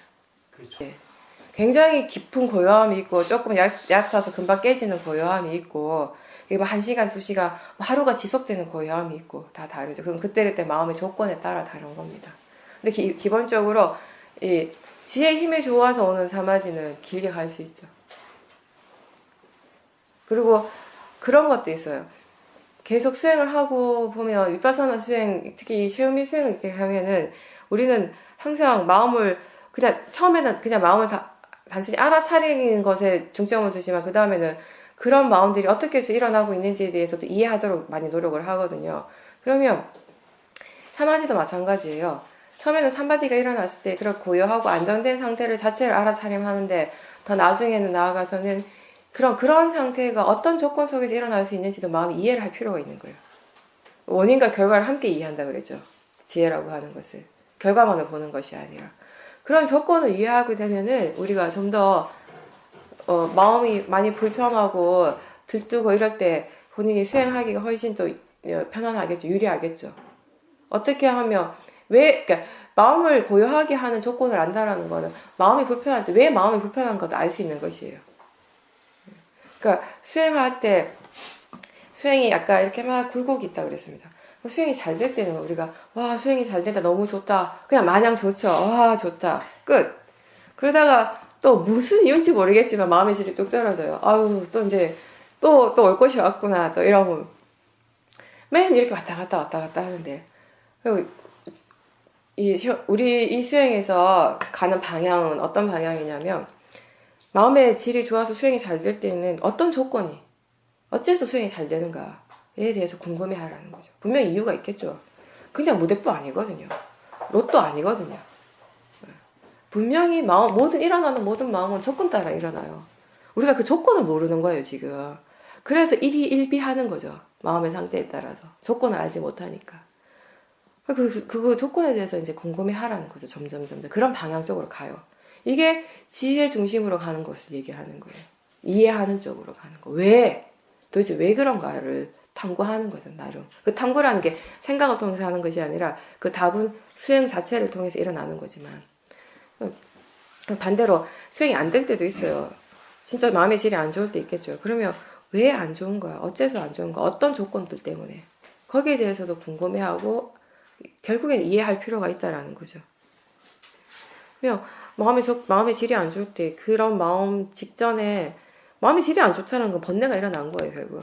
그럼 그 번뇌가 일어나기 직전에 마음이 어떤 생각을 하고 있었는가? 그때 느낌이 어땠나? 좋았나? 나빴나? 편안했나? 불편했나? 그 느낌에 대해서 또 반응하는 마음은 없었나? 대상에 대해서 마음이 어떻게 생각하고 있었는가? 내가 그때 그 사람하고 대화하다 마음의 질이 떨어졌는데 그 사람을 볼 때, 그 사람과 대화할 때 마음이 어떤 생각을 하고 있었고 어떤 고정관념이 있었고 어떤 견해가 있었나? 바른 견해를 가지고 그 사람과 대화를 하고 있었나? 그냥 싫어하는 마음으로 그냥 보고 있었나? 이런 것들을 조사를 하는 거예요. 결국 그런 것들이 마음의 질을 좋게 하고 마음의 질을 떨어뜨리게 하는 진짜 원인이거든요. 그 사람이 아니라 사실은. 마음의 견해가 정말 바르면 그 사람이 나한테 좀 설사 좋지 않은 말을 해도 받아들이거든요, 마음이. 지혜가 힘이 정말 좋은 상태는 우리가 어떻게 느껴지냐면 세상에 뭐가 와도 다 수용이 될 것 같아요. 우리 그런 말, 대승에서 그런 말 하잖아요. 바늘끝 하나도 들어갈 수 없는 게 마음인가 하면 바다보다도 더 넓은 게 다 수용할 수 있는 게 마음이다. 이해가 돼요. 왜 그렇게 얘기하는지. 견해가 바르지 않고 번뇌가 있을 때는 아무것도 못 받아들여요. 다 튕겨나가요. 다 뭐든지 다. 화의 마음으로 있을 때 뭘 듣든지 뭘 보든지 뭘 느끼든지 다 화예요. 그냥 화의 대상일 뿐이에요.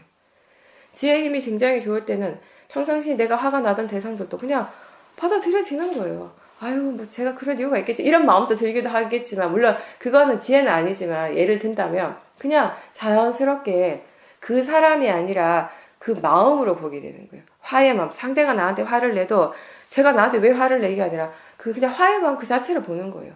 나 자신을 볼 때 화의 마음을 대상으로 보려고 노력하듯이.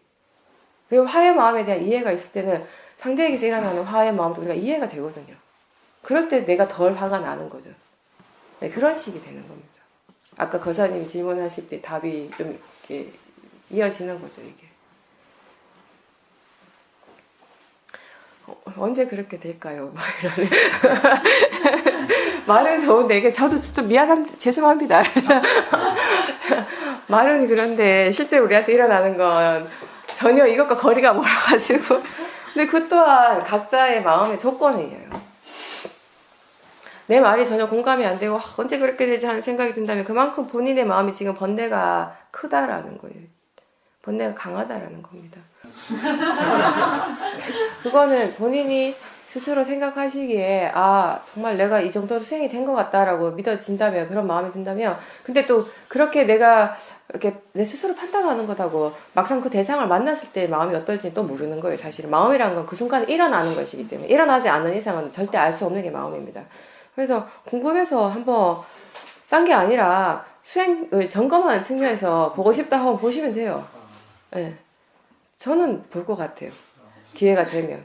막 엄청 멀리 있고 그런데 일부러 막 그 산 넘고 물 건너서 못 가겠지만 그럼 그냥 쉽게 만날 수 있다면 예, 굳이 피할 것 같진 않은데요. 내 마음의 상태도 점검할 겸.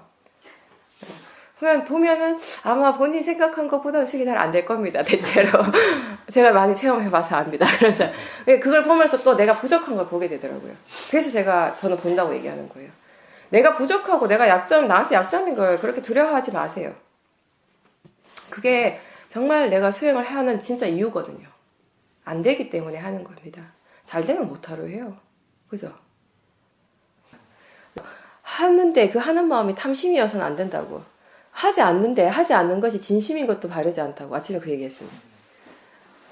하려고 할 때 그게 어떤 마음이지, 뭔가를 하지 않으려고 할 때도 어떤 마음인지 알아야 돼요. 그거는 잘 보신 거예요. 예, 우리가 꼭 지켜봐야 되는 부분인 거죠. 여전히 내가 거기에 대한 그 상대에 대한 진심이 있기 때문에 안 봐도 될 것 같다는 생각을 할 수도 있고, 지혜의 마음이 굳이 안 봐도 될 것 같다고 생각할 수 있는데, 그 두 개의 차이는 굉장히 아주 미세하거든요. 종이 한 장 사이처럼. 내가 잘 속는다고요. 그래서 내가 가서 직접 부딪혀보면 또 확실하게 아는 거죠. 그런 경우는. 근데 사람들은 또 두려움이 있거든요. 혹시 안 될까 하는. 그러니까 그걸 두려워하지 말라는 거죠. 안 되는 것에 대해서. 안 되니까 수행하는 겁니다. 내가 뭐가 부족한지를 바르게 알아야지 정말 발전할 수가 있어요. 자기의 약점, 자기의 단점에 대해서 아는 사람이 발전을 하지. 마음에서 어떤 번뇌가 나한테 진짜 실제로 현실적으로 많이 일어나는 거를 분명하게 알고 그거를 직면할 수 있을 때 그 번뇌로부터 벗어나는 길을 찾게 되거든요. 그런 측면에서 수행을 바라봐야 되는 거죠. 그죠? 근데 그거 처음에는 이제 힘들지만 내가 왜 지금은 이런 말을 그냥 쉽게 하는가 하면 어떤 번뇌가 일어나더라도 그 번뇌를 어떻게 봐야 되는지를 분명히 아니까. 어떤 마음가짐으로 봐야 되고 보는지를 아니까 얘기를 하는 거예요, 이제는. 그게 충분하게 갖춰지지 않은 상태에서는 저도 두려웠죠. 번뇌가 일어날까봐 항상 노심초사하는 거죠. 그러니까 수행이 안 될 때는 말할 것도 없고 수행이 잘 될 때도 불안한 거예요. 아이고 이 상태가 계속 돼야 될 텐데 또 번뇌가 일어나면 어떡하지.